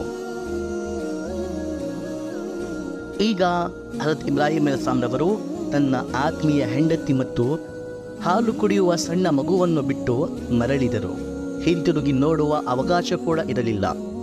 ಹಿಂತಿರುಗಿ ನೋಡದೆ ಮರಳಿರಿ ಎಂದು ಅಲ್ಲಾಹನ ಕಡೆಯಿಂದ ಆದೇಶಿಸಲಾಗಿತ್ತು. ಹೀಗಾಗಿ ಹಜರತ್ ಇಬ್ರಾಹಿಂ ಅಲೈಹಿಸ್ಸಲಾಂ ರವರು ಹಿಂತಿರುಗಿ ನೋಡಲಿಲ್ಲ. ಆದರೆ ಹಜರತ್ ಹಾಜಿರ ಅಲೈಹಿಸ್ಸಲಾಂ ರವರು ಹಜರತ್ ಇಬ್ರಾಹಿಂ ಅಲೈಹಿಸ್ಸಲಾಂ ರವರು ಕಣ್ಣಿನಿಂದ ಮರುವಾಗುವವರೆಗೂ ಅವರನ್ನೇ ನೋಡುತ್ತಿದ್ದರು. ವೀಕ್ಷಕರೇ, ನಿಮ್ಮ ಅಭಿಪ್ರಾಯ ಗೊತ್ತಿಲ್ಲ, ಆದರೆ ಈ ಸ್ಕ್ರಿಪ್ಟ್ ಬರೆಯುವಾಗ ಆ ದೃಶ್ಯಗಳು ನನ್ನ ಕಣ್ಣಿನ ಮುಂದೆ ಬರುತ್ತಿದ್ದವು. ಹಜರತ್ ಹಾಜಿರ ಅಲೈಹಿಸ್ಸಲಾಂ ರವರ ಆ ದುಃಖ, ಆ ನೋವು ನಾವು ಇಮ್ಯಾಜಿನ್ ಮಾಡಲು ಕೂಡ ಸಾಧ್ಯವಿಲ್ಲ. ಆದರೆ ಇದು ಅವರಿಗೆ ಮುಂದೆ ಬರುವ ಪ್ರತಿಫಲಗಳನ್ನು ಪಡೆಯಲು ತಯಾರಿಸುತ್ತಿತ್ತು. ಈಗ ಹಜರತ್ ಇಬ್ರಾಹಿಂ ಅಲೈಹಿಸ್ಸಲಾಂ ರವರು ಮರಳಿ ಹೋದರು. ಈಗ ಆ ಭಯಂಕರ ಮರುಭೂಮಿಯಲ್ಲಿ ಹಜರತ್ ಹಾಜಿರ ಅಲೈಹಿಸ್ಸಲಾಂ ರವರು ತನ್ನ ಹಾಲು ಕುಡಿಯುವ ಮಗುವಿನ ಜೊತೆ ಏಕಾಂಗಿಯಾಗಿದ್ದರು. ದೂರ ದೂರ ಕಲ್ಲು ಮಣ್ಣಿನ ಬೆಟ್ಟಗಳನ್ನು ಹೊರತುಪಡಿಸಿ ಮಾನವ ಜಾತಿಯಾಗಲಿ, ಒಂದು ಪ್ರಾಣಿಯಾಗಲಿ, ಒಂದು ಹನಿ ನೀರಾಗಲಿ ಅಥವಾ ಒಂದು ಕೈಯಷ್ಟು ನೆರಳು ನೀಡುವ ಗಿಡ ಕೂಡ ಇರಲಿಲ್ಲ. ಯಾವ ಕಡೆ ನೋಡಿದರೂ ಮರಳು, ಮಣ್ಣು, ಬೆಟ್ಟ, ಬಿಸಿಲು. ಈ ಜಾಗವನ್ನು ಕುರಾನ್ ಬಿವಾದಿನ್ ಗೈರಿ ಝೀ ಝರ, ಬೆಳೆಗಳು ಮಾಡಲಾಗದಂತಹ ಕಣಿವೆ ಎಂದು ಕರೆದಿದೆ. ಇಂತಹ ಜಾಗದಲ್ಲಿ ಅಲ್ಲಾಹನ ಭರವಸೆಯೇ ಇದು ಅವನ ಆದೇಶ, ಅವನು ನಮಗೆ ಹಾಗೆಯೇ ಈ ಮರುಭೂಮಿಯಲ್ಲಿ ಸಿಲುಕಲು ಬಿಡುವುದಿಲ್ಲ ಎನ್ನುವ ನಂಬಿಕೆ ಮತ್ತು ಭರವಸೆಯೇ ಅವರಿಗೆ ಜೀವಂತವಾಗಿಟ್ಟಿತ್ತು. ಏಕೆಂದರೆ ಕೆಲವೇ ದಿನಗಳಲ್ಲಿ ಅವರ ಬಳಿ ಇರುವ ಖರ್ಜೂರ ಮತ್ತು ಆ ಮಡಿಕೆಯ ನೀರು ಖಾಲಿಯಾಯಿತು. ಆಹಾರ ಇಲ್ಲದ ಕಾರಣ ಹಜರತ್ ಇಸ್ಮಾಯಿಲ್ ಅಲೈಹಿಸ್ಸಲಾಮರವರಿಗೆ ಕುಡಿಸಲು ಹಜರತ್ ಹಾಜಿರಾ ಅಲೈಹಿಸ್ಸಲಾಮರವರ ಎದೆಯಲ್ಲಿ ಹಾಲು ಕೂಡ ಇರಲಿಲ್ಲ. ಹಜರತ್ ಹಾಜಿರಾ ಅಲೈಹಿಸ್ಸಲಾಮರವರ ತಾಳ್ಮೆ ನಮ್ಮ ಕಲ್ಪನೆಗಳಿಂದಲೂ ಬಲಶಾಲಿಯಾಗಿತ್ತು. ಆದರೆ ಆ ಹಾಲು ಕುಡಿಯುವ ಕೂಸು ಹಜರತ್ ಇಸ್ಮಾಯಿಲ್ ಅಲೈಹಿಸ್ಸಲಾಮರವರು. ಅವರು ಹಸಿವಿನಿಂದ ಬಿಕ್ಕಿ ಬಿಕ್ಕಿ ಅಳುತ್ತಿದ್ದರು. ಆ ನರಕದಂತಹ ಕಣಿವೆಯಲ್ಲಿ, ಮರುಭೂಮಿಯ ಮೌನದಲ್ಲಿ ಹಜರತ್ ಇಸ್ಮಾಯಿಲ್ ಅಲೈಹಿಸ್ಸಲಾಮರವರ ಕಿರುಚಾಟ ಎಲ್ಲೆಲ್ಲೂ ಪ್ರತಿಧ್ವನಿಸುತ್ತಿತ್ತು. ಆದರೆ ಅದನ್ನು ಕೇಳಲು ಹಜರತ್ ಹಾಜಿರಾ ಅಲೈಹಿಸ್ಸಲಾಮರವರನ್ನು ಹೊರತುಪಡಿಸಿ ಬೇರೆ ಯಾರೂ ಕೂಡ ಇರಲಿಲ್ಲ. ಈಗ ಹಜರತ್ ಇಸ್ಮಾಯಿಲ್ ಅಲೈಹಿಸ್ಸಲಾಮರವರ ಪರಿಸ್ಥಿತಿ ಹದಗೆಡಲು ಪ್ರಾರಂಭಿಸಿತು. ಇದನ್ನು ಕಂಡು ಹಜರತ್ ಹಾಜಿರಾ ಅಲೈಹಿಸ್ಸಲಾಮರವರು ಹಜರತ್ ಇಸ್ಮಾಯಿಲ್ ಅಲೈಹಿಸ್ಸಲಾಮರವರನ್ನು ಒಂದು ಕಲ್ಲಿನ ನೆರಳಿನಲ್ಲಿ ಮಲಗಿಸಿ ನೀರಿನ ಹುಡುಕಾಟದಲ್ಲಿ ಪಡೆದಾಡುತ್ತಿದ್ದರು. ಸಫಾ ಹಾಗೂ ಮರ್ವಾ ಎನ್ನುವ 2 ಬೆಟ್ಟಗಳ ಮೇಲೆ ಓಡಾಡುತ್ತಿದ್ದರು. ಸಫಾ ಬೆಟ್ಟದ ತುದಿಯಲ್ಲಿ ಹೋಗಿ ಯಾರಾದರೂ ಕಾಣುತ್ತಾರಾ, ಎಲ್ಲಾದರೂ ನೀರಿದೆಯಾ ಎಂದು ಹಾತೊರೆಯುವ ಕಣ್ಣುಗಳಿಂದ ಹುಡುಕಾಡುತ್ತಿದ್ದರು. ಅಲ್ಲಿಂದ ಅಸಫಲರಾಗಿ ಮರ್ವಾ ಬೆಟ್ಟದ ತುದಿಯಲ್ಲಿ ಹತ್ತಿ ಅಲ್ಲೂ ಕೂಡ ಇದೇ ರೀತಿ ಹಾತೊರೆಯುವ ಕಣ್ಣುಗಳಿಂದ ಹುಡುಕಾಡುತ್ತಿದ್ದರು. 7 ಬಾರಿ ಇದೇ ರೀತಿ ಓಡಾಡಿದ ನಂತರ ಅವರು ಕೂಡ ಹಸಿವಿನಿಂದ, ನೀರಿಲ್ಲದೆ ಬಾಯಾರಿಕೆಯಿಂದ ಚೂರಾಗಿರುವ ಕಾರಣ ಅಲ್ಲೇ ಬಿದ್ದರು. ಈಗ ಅವರಲ್ಲೂ ಕೂಡ ಓಡಾಡುವ ಶಕ್ತಿ ಇರಲಿಲ್ಲ. ಶ್ವಾಸಕೋಶಗಳು ಸಿಡಿಯುತ್ತಿದ್ದವು. ಹತಾಶ ಮತ್ತು ಅಸಹಾಯಕ ಕಣ್ಣುಗಳಿಂದ ತನ್ನ ಮಗುವಿನ ಕಡೆ ಕಣ್ಣಿಟ್ಟರು. ಆಗ ಅವರು ಏನು ನೋಡುತ್ತಾರೆ? ಯಾರೋ ಬಿಳಿ ಬಟ್ಟೆ ಧರಿಸಿರುವ ವ್ಯಕ್ತಿ ಹಜರತ್ ಇಸ್ಮಾಯಿಲ್ ಅಲೈಹಿಸ್ಸಲಾಮರವರ ಬಳಿ ನಿಂತಿದ್ದಾರೆ. ಇದನ್ನು ಕಂಡು ಎಲ್ಲ ಹತಾಶೆ ಮರುವಾಗಿ ಪುನಃ ಹೊಸ ಜೀವ ಬಂದಂತೆ ಸಂಪೂರ್ಣ ಶಕ್ತಿಯಿಂದ ಎದ್ದು ಹಜರತ್ ಇಸ್ಮಾಯಿಲ್ ಅಲೈಹಿಸ್ಸಲಾಮರವರ ಕಡೆ ಓಡಿ ಬಂದರು. ಹಜರತ್ ಹಾಜಿರಾ ಅಲೈಹಿಸ್ಸಲಾಮರವರು ಹಜರತ್ ಇಸ್ಮಾಯಿಲ್ ಅಲೈಹಿಸ್ಸಲಾಮರವರ ಬಳಿ ಬರುವಷ್ಟರಲ್ಲಿ ಆ ವ್ಯಕ್ತಿ ಅಲ್ಲಿಂದ ಮಾಯವಾಗಿದ್ದರು. ಅವರು ಹಜರತ್ ಜಿಬ್ರಾಯಿಲ್ ಅಲೈಹಿಸ್ಸಲಾಂ. ಆದರೆ ಹಜರತ್ ಇಸ್ಮಾಯಿಲ್ ಅಲೈಹಿಸ್ಸಲಾಮರವರು ಹಸಿವಿನಿಂದ ಬಿಕ್ಕಿ ಬಿಕ್ಕಿ ಅಳುತ್ತಾ ತನ್ನ ಸಣ್ಣ ಸಣ್ಣ ಪಾದಗಳನ್ನು ಬಡಿಯುತ್ತಿರುವ ಜಾಗದಲ್ಲಿ ಒಂದು ನೀರಿನ ಚಿಲುಮೆ ಕುದಿಯುತ್ತಿತ್ತು. ಹಜರತ್ ಹಾಜಿರಾ ಅಲೈಹಿಸ್ಸಲಾಮರವರು ಸಂತೋಷದಿಂದ ಆ ನೀರನ್ನು ಮರಳಿನಿಂದ ಸೇರಿಸಲು ಪ್ರಯತ್ನ ಪಡುತ್ತಾ ಝಮ್ ಝಮ್, ನಿಲ್ಲು ನಿಲ್ಲು ಎಂದರು. ಈ ರೀತಿ ಒಂದು ತಾಯಿಯ ಪರದಾಟ, ಒಂದು ತಂದೆಯ ನೋವು, ಒಂದು ಮಗುವಿನ ಕಿರುಚಾಟ, ಅಲ್ಲಾಹನ ಮಹಿಮೆ ಮತ್ತು ಕರುಣೆ ಸೇರಿ ಎಂದಿಗೂ ಅಂತ್ಯವಿಲ್ಲದ ಶುದ್ಧ, ತಾಜಾ, ಸಿಹಿ ಹಾಗೂ ಆಶೀರ್ವದಿಸಿರುವ ನೀರಿನ ಝಮ್ ಝಮ್ ಜಲಪಾತವು ಅಸ್ತಿತ್ವಕ್ಕೆ ಬಂದಿತು. ವೀಕ್ಷಕರೇ, ಇಲ್ಲಿ ನೆನಪಿರಲಿ, ಹಜರತ್ ಇಬ್ರಾಹಿಂ ಅಲೈಹಿಸ್ಸಲಾಮರವರು ಹಜರತ್ ಹಾಜಿರಾ ಅಲೈಹಿಸ್ಸಲಾಮರವರನ್ನು ಆ ಭಯಂಕರ ನರಕದಂತಹ ಮರುಭೂಮಿಯಲ್ಲಿ ಬಿಟ್ಟು ಬರುವ ಸಂದರ್ಭದಲ್ಲಿ ಅವರು ಬರೀ 20 ಅಥವಾ 22 ವರ್ಷದ ಯುವಕಿಯಾಗಿದ್ದರು. ಈ ವಯಸ್ಸಿನಲ್ಲಿ ಇಂತಹ ಪರೀಕ್ಷೆಯಲ್ಲಿ ಸಫಲರಾದರೂ ಇದು ಮಾಮೂಲಿ ತಾಳ್ಮೆ ಅಲ್ಲ ವೀಕ್ಷಕರೇ. ಇದು ಮಾಮೂಲಿ ಧೈರ್ಯದ ಕೆಲಸವಲ್ಲ. ಸ್ವಲ್ಪ ಕಲ್ಪನೆ ಮಾಡಿ ವೀಕ್ಷಕರೇ, 20 ವರ್ಷದ ಯುವಕಿ ಆ ಭಯಂಕರ ಮರುಭೂಮಿಯಲ್ಲಿ ಹೇಗಿದ್ದಳು? ರಾತ್ರಿಯಾದಾಗ, ಎಲ್ಲೆಲ್ಲೂ ಕತ್ತಲು ಹರಡಿದಾಗ, ದೂರ ದೂರ ಬೆಳಕಿನ ಒಂದು ಕಿರಣವೂ ಇಲ್ಲದಿದ್ದಾಗ, ರಾತ್ರಿಯ ಕತ್ತಲು, ಬೆಟ್ಟಗಳ ಕತ್ತಲು, ಆ ಮರುಭೂಮಿಯ ಮೌನ ಮತ್ತು ಸಣ್ಣ ಸಣ್ಣ ನಕ್ಷತ್ರಗಳ ಬೆಳಕಿನಲ್ಲಿ ತನ್ನ ಹಾಲು ಕುಡಿಯುವ ಕಂದನನ್ನು ಮಳಲಿನಲ್ಲೆತ್ತು ಕುಂತಿರುವ ಆ 20 ವರ್ಷದ ಯುವಕಿ. ಒಮ್ಮೆ ಕಣ್ಣು ಮುಚ್ಚಿ ಅವರ ಹೃದಯದ ನೋವನ್ನು, ಅವರ ಭಯ ಮತ್ತು ಭಾವನೆಗಳನ್ನು ಕಲ್ಪನಿಸಿ ವೀಕ್ಷಕರೇ. ಅದು ಮಾಮೂಲಿ ಯುವಕಿಯಲ್ಲ. ಒಂದು ರಿವಾಯತಿನ ಮೂಲಕ ಈಜಿಪ್ಟ್ ರಾಜನ ಅರಮನೆಯಲ್ಲಿ ಕೆಲಸದವರಾಗಿದ್ದರು. ಆದರೆ ಒಂದು ಅಧಿಕ ಪ್ರಸಿದ್ಧ ರಿವಾಯತಿನ ಮೂಲಕ ಅವರು ಈಜಿಪ್ಟ್ ಅರಮನೆಯ ರಾಜಕುಮಾರಿಯಾಗಿದ್ದರು. ಒಂದು ರಾಜಕುಮಾರಿ ಇಂದು ಈ ಪರಿಸ್ಥಿತಿಯಲ್ಲಿ, ಆದರೂ ಅಲ್ಲಾಹನಿಂದ ಏನೂ ದೂರು ಇಲ್ಲ. ವೀಕ್ಷಕರೇ, ಇವೆಲ್ಲವೂ ಏಕೆಂದರೆ ಈ ತಾಯಿ ಹಾಜಿರಾ ಅಲೈಹಿಸ್ಸಲಾಂ ಹಾಗೂ ಈ ಮಗು ಇಸ್ಮಾಯಿಲ್ ಅಲೈಹಿಸ್ಸಲಾಂ ಇವರ ಜನಾಂಗದಲ್ಲಿ ಮುಹಮ್ಮದ್ ಮುಸ್ತಫಾ ಸಲ್ಲಲ್ಲಾಹು ಅಲೈಹಿ ವಸಲ್ಲಂ ರವರು ಬರಲಿದ್ದಾರೆ. ಅದಕ್ಕಾಗಿ ಇವರನ್ನು ಈ ಅದ್ಭುತ ಉಡುಗೊರೆ ನೀಡುವ ಮುಂಚೆ ಈ ಪರೀಕ್ಷೆಗಳಿಂದ ಪ್ರಿಪೇರ್ ಮಾಡಲಾಗುತ್ತಿದೆ. ಈಗ ಹಜರತ್ ಇಸ್ಮಾಯಿಲ್ ಇಸ್ಲಾಂರವರು ತನ್ನ ತಾಯಿ ಹಜರತ್ ಹಾಜಿರಾ ಅಲೈಹಿಸ್ ಸಲಾಂರವರೊಂದಿಗೆ ಆ ಮರುಭೂಮಿಯಲ್ಲೇ ಜಂಜಂ ಜಲಪಾತದ ಬಳಿ ವಾಸಿಯಾಗಿದ್ದವು. ಇಲ್ಲಿ ದೂರ ದೂರ ಯಾವುದೇ ಊರಿರಲಿಲ್ಲ. ಆದರೆ ಯಮನ್ನಿಂದ ಸಿರಿಯಾ ಪ್ರಯಾಣಿಸಲು ಜನರು ಬಹಳ ವಿರಾಳವಾಗಿ ಇಲ್ಲಿಂದ ಹಾದು ಹೋಗುತ್ತಿದ್ದರು.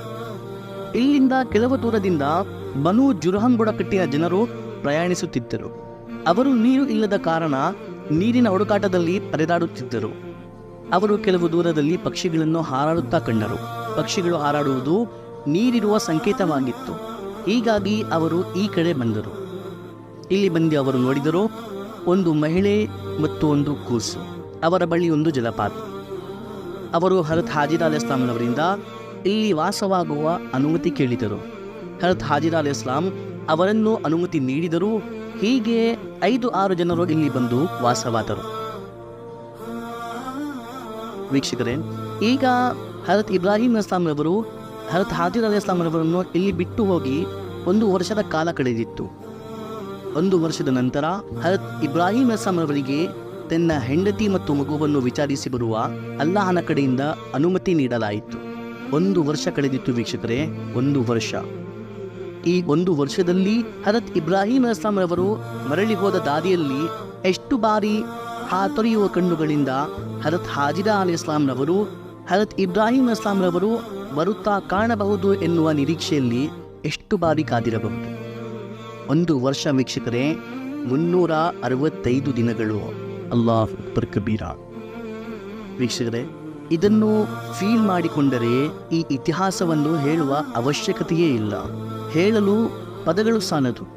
ಬರೀ ಕಣ್ಣೀರುಗಳೇ ಪದಗಳಾಗಿ ಕಣ್ಣಿನಿಂದ ಸುರಿಯುತ್ತವೆ. 1 ವರ್ಷದ ನಂತರ ಹಜರತ್ ಹಾಜಿರಾ ಅಲೈಹಿಸ್ ಸಲಾಂ ಅವರಿಗೆ ಅದೇ ದಾರಿಯಲ್ಲಿ ಒಂದು ಒಂಟೆ ಬರುವಂತೆ ಕಾಣಿತು. ಸಂತೋಷದಿಂದ ಹಜರತ್ ಹಾಜಿರಾ ಅಲೈಹಿಸ್ ಸಲಾಂ ಅವರ ಹೃದಯ ಚಿಮ್ಮಿತು. ನನ್ನ ಹೃದಯದ ತೃಪ್ತಿ ಬಂದನು, ನನ್ನ ಮಗನ ತಂದೆ ಬಂದನು, ನನ್ನ ಇಬ್ರಾಹಿಂ ಬಂದನು ಎಂದು ಹಜರತ್ ಹಾಜಿರಾ ಅಲೈಹಿಸ್ ಸಲಾಂ ಅವರು ಬಹಳ ಸಂತೋಷಪಟ್ಟರು. ಹಜರತ್ ಇಬ್ರಾಹಿಂ ಅಲೈಹಿಸ್ ಸಲಾಂ ಅವರು ಒಂಟೆಯನ್ನು ಕೂರಿಸಿದರು.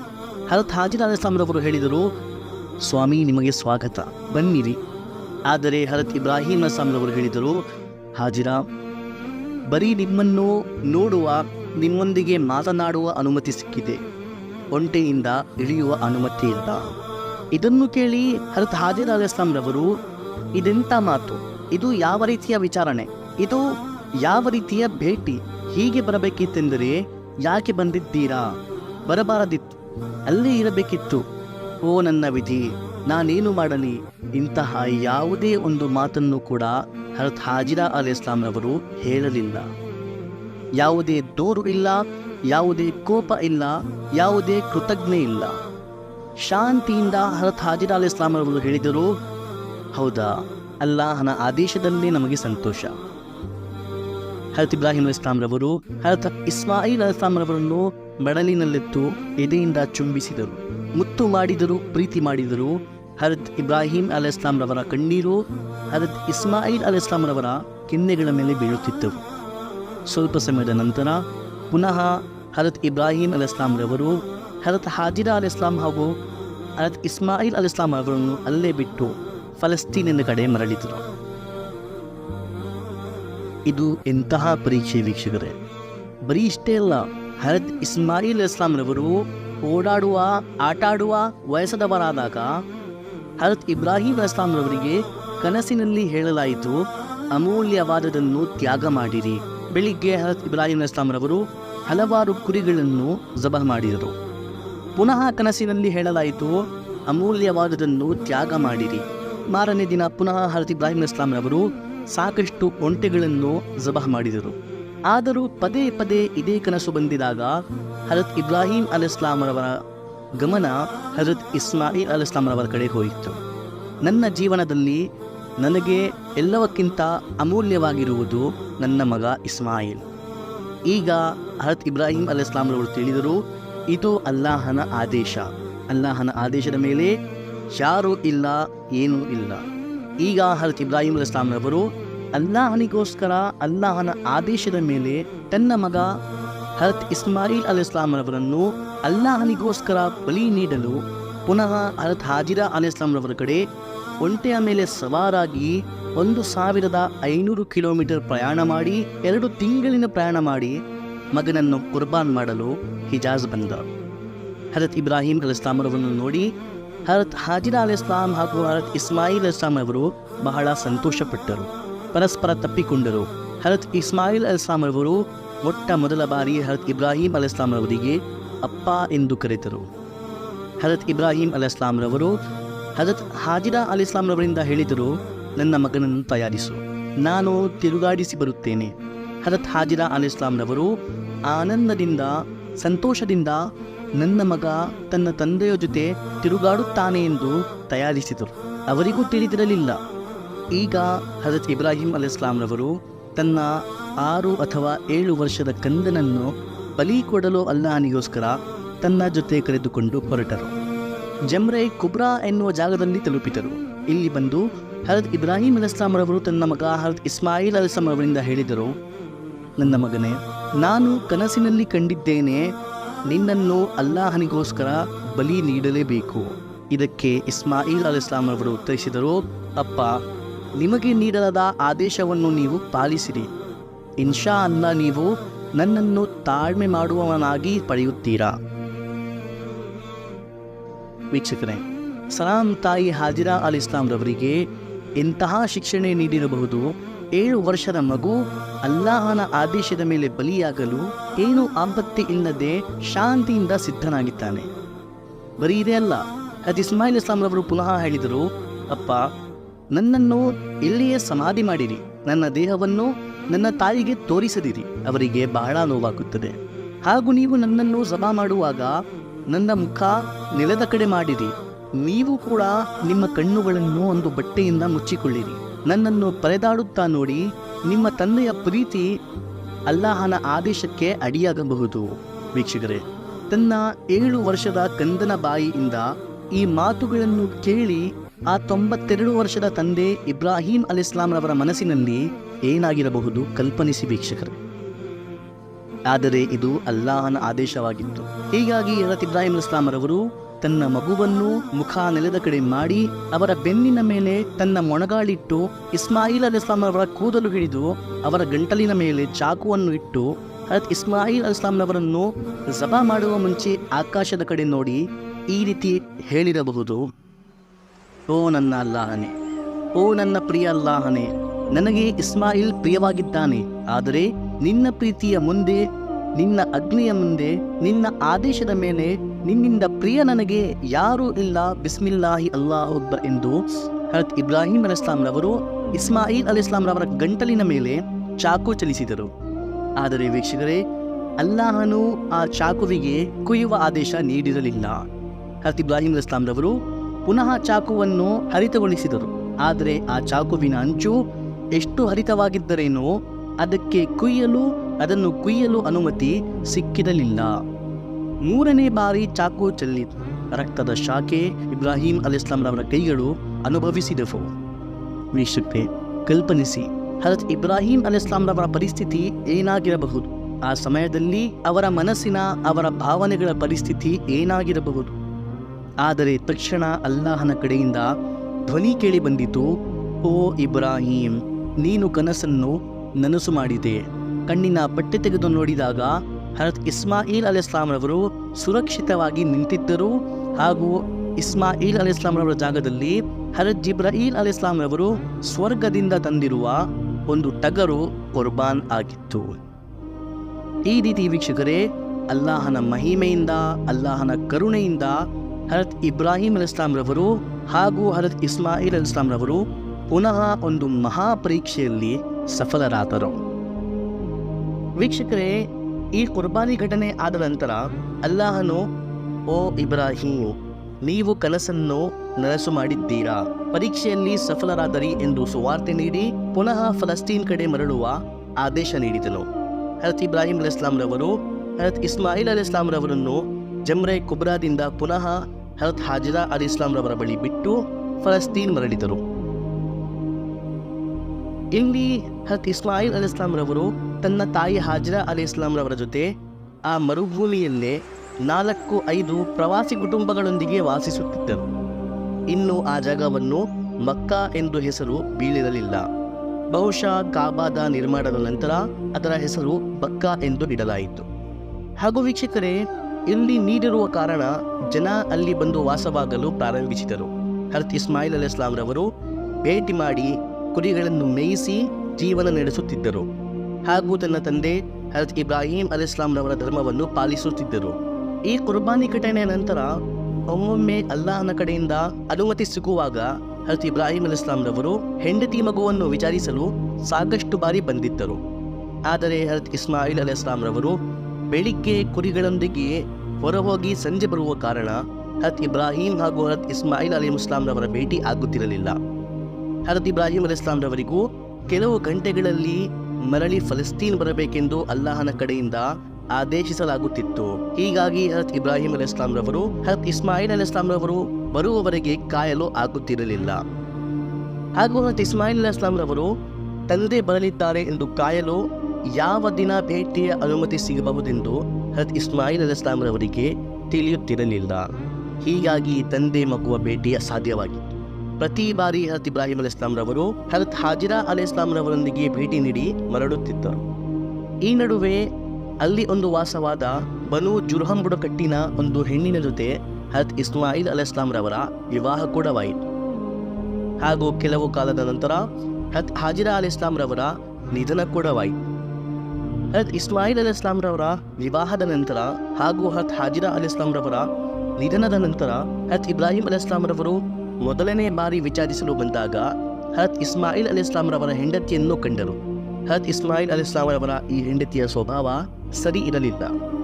ಹೀಗಾಗಿ ಹಜರತ್ ಇಬ್ರಾಹಿಂ ಅಲೈಹಿಸ್ಸಲಾಂ ರವರು ಹಜರತ್ ಇಸ್ಮಾಯಿಲ್ ಅಲೈಹಿಸ್ಸಲಾಂ ರವರ ಹೆಂಡತಿಯಿಂದ ಹೇಳಿದರು, ಇಸ್ಮಾಯಿಲ್ ಬಂದರೆ ಅವನನ್ನು ಹೇಳು, ಒಂದು ಮುದುಕ ನಿನ್ನನ್ನು ವಿಚಾರಿಸಲು ಬಂದಿದ್ದನು, ಹಾಗೂ ಅವನಿಂದ ಹೇಳು, ನನಗೆ ಅವನ ಮನೆಯ ಚೌಕಟ್ಟು ಸರಿ ಕಾಣಲಿಲ್ಲ, ಅದನ್ನು ಬದಲಿಸು.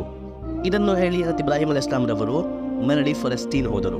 ನಂತರ ಸಂಜೆ ಹಜರತ್ ಇಬ್ರಾಹಿಂ ಅಲೈಹಿಸ್ಸಲಾಂ ರವರು ಮನೆ ಬಂದಾಗ ಇದನ್ನು ಕೇಳಿ ಹಜರತ್ ಇಸ್ಮಾಯಿಲ್ ಅಲೈಹಿಸ್ಸಲಾಂ ರವರು ಮೊದಲನೇ ಹೆಂಡತಿಯನ್ನು ತಲಾಖ್ ನೀಡಿ ಅದೇ ಬುಡಕಟ್ಟಿನ ಇನ್ನೊಂದು ಹೆಣ್ಣಿನಿಂದ ವಿವಾಹವಾದರು. ಕೆಲವು ದಿನಗಳ ನಂತರ ಪುನಃ ಹಜರತ್ ಇಬ್ರಾಹಿಂ ಅಲೈಹಿಸ್ಸಲಾಂ ರವರು ವಿಚಾರಿಸಲು ಬಂದರು. ಹಜರತ್ ಇಸ್ಮಾಯಿಲ್ ಅಲೈಹಿಸ್ಸಲಾಂ ರವರ ಈ ಎರಡನೇ ಹೆಂಡತಿಯ ಸ್ವಭಾವ ಒಳ್ಳೆಯದಾಗಿತ್ತು.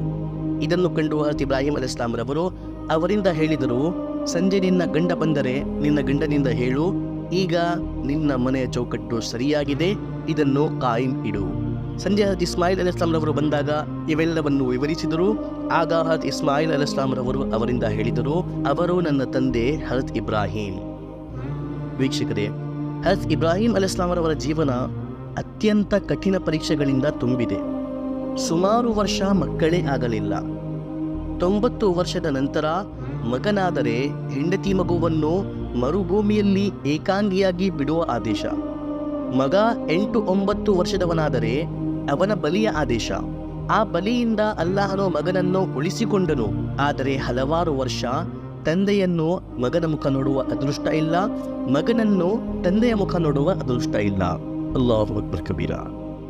ಹಾಗೂ ಹಜರತ್ ಹಾಜಿರಾ ಅಲೈಹಿಸ್ಸಲಾಂ ರವರು ಕಾಯುತ್ತಾ ಸಂಪೂರ್ಣ ಜೀವನ ಹಜರತ್ ಇಬ್ರಾಹಿಂ ಅಲೈಹಿಸ್ಸಲಾಂ ರವರೊಂದಿಗೆ ಕಳೆಯದೆ ಈ ಪ್ರಪಂಚದಿಂದ ಅಲ್ಲಾಹನ ಕಡೆ ಮರಳಿ ಹೋದರು.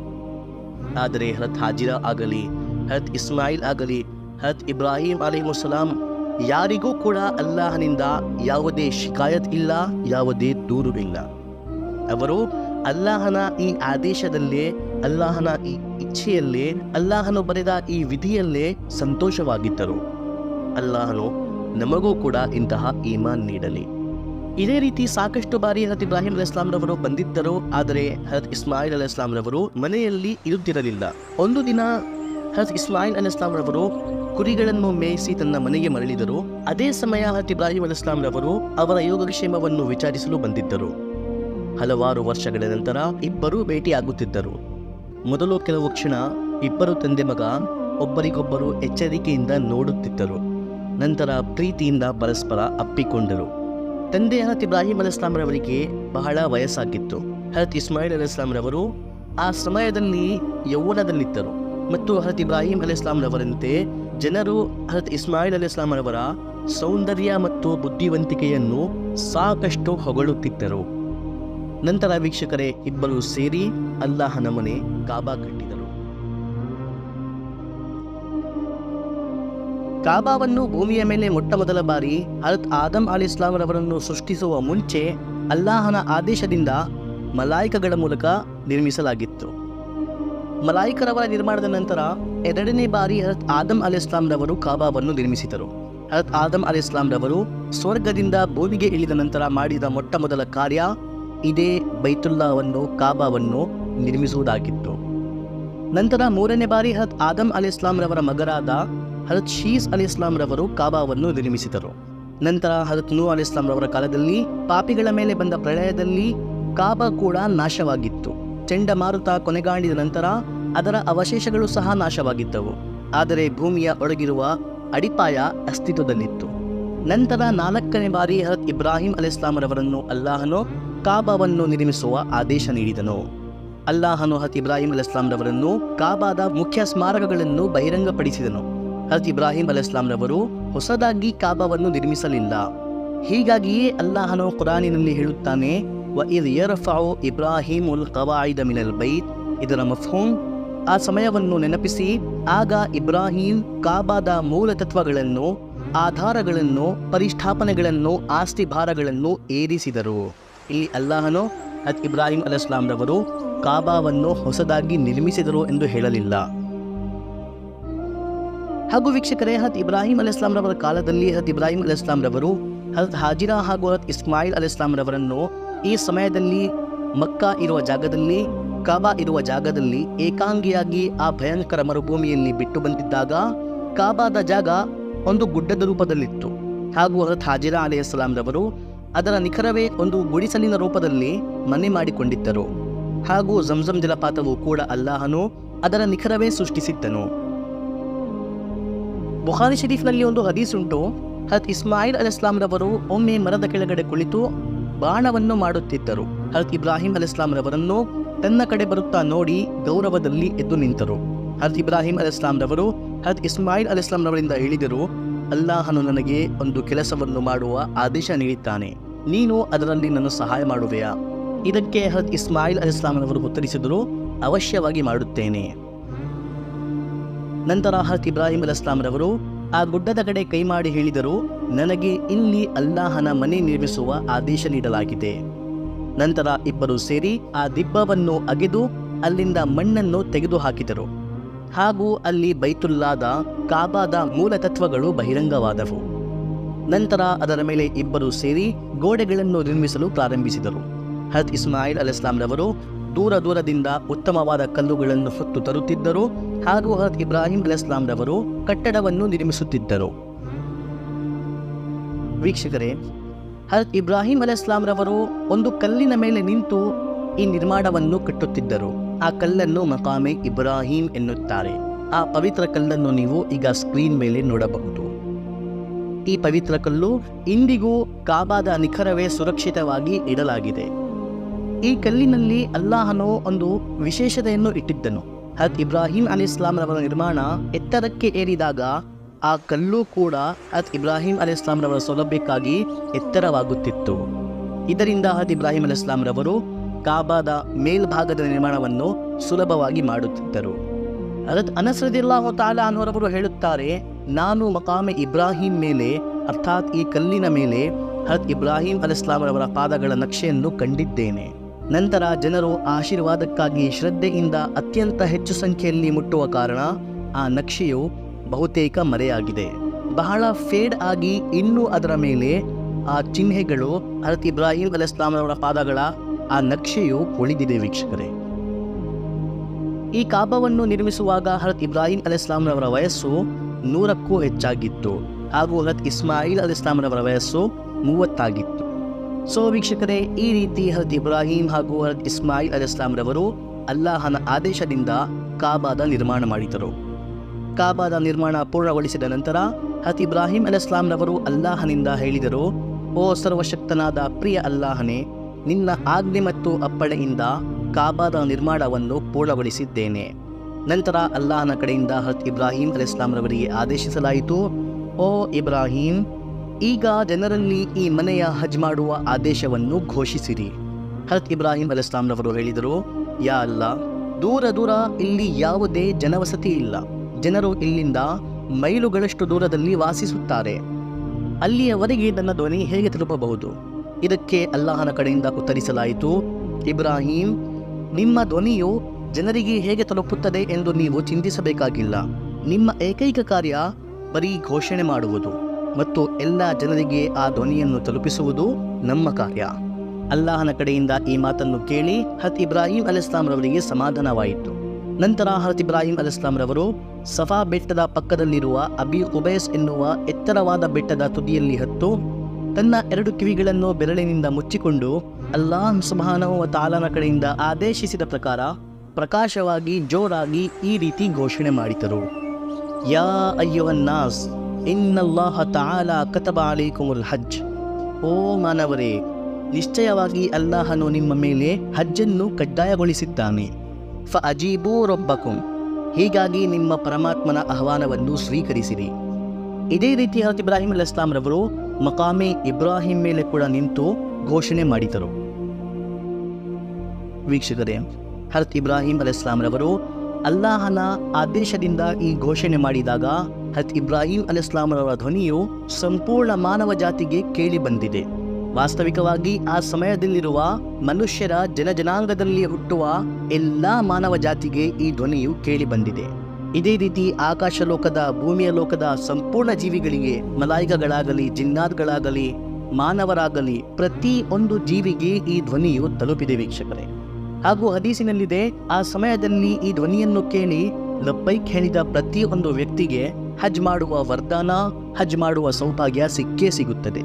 ಆ ಸಮಯದಲ್ಲಿ ಈ ಘೋಷಣೆಯನ್ನು ಕೇಳಿ ಯಾರು ಎಷ್ಟು ಬಾರಿ ಲಬ್ಬೈಕ್ ಹೇಳಿದ್ದಾರೋ ಅವರಿಗೆ ಅಷ್ಟೇ ಬಾರಿ ಹಜ್ ಮಾಡುವ ಸೌಭಾಗ್ಯ ಸಿಗುತ್ತದೆ. ಯಾರಾದರೂ 10 ಬಾರಿ ಹೇಳಿದ್ದರೆ 10 ಬಾರಿ, 50 ಬಾರಿ ಹೇಳಿದ್ದರೆ 50 ಬಾರಿ ಹಜ್ ಮಾಡುವ ಸೌಭಾಗ್ಯ ಸಿಗುತ್ತದೆ. ಹಾಗೂ ಇನ್ನೊಂದು ಹದೀಸಿನಲ್ಲಿ ಉಲ್ಲೇಖಿಸಲಾಗಿದೆ, ಹಜರತ್ ಇಬ್ರಾಹಿಂ ಅಲೈಹಿಸ್ಸಲಾಂರವರ ಈ ಘೋಷಣೆಯನ್ನು ಕೇಳಿ ಇಡೀ ಪ್ರಪಂಚದಲ್ಲಿ ಮೊಟ್ಟ ಮೊದಲಾಗಿ ಯಮನ್ ದೇಶದ ಜನರು ಲಬ್ಬೈಕ್ ಹೇಳಿದರು. ಅವರ ನಂತರ ಇಡೀ ಪ್ರಪಂಚದ ಎಲ್ಲ ಜನರ ಕಡೆಯಿಂದ ಲಬ್ಬೈಕ್ ಎಂದು ಉತ್ತರ ಬಂದಿತು.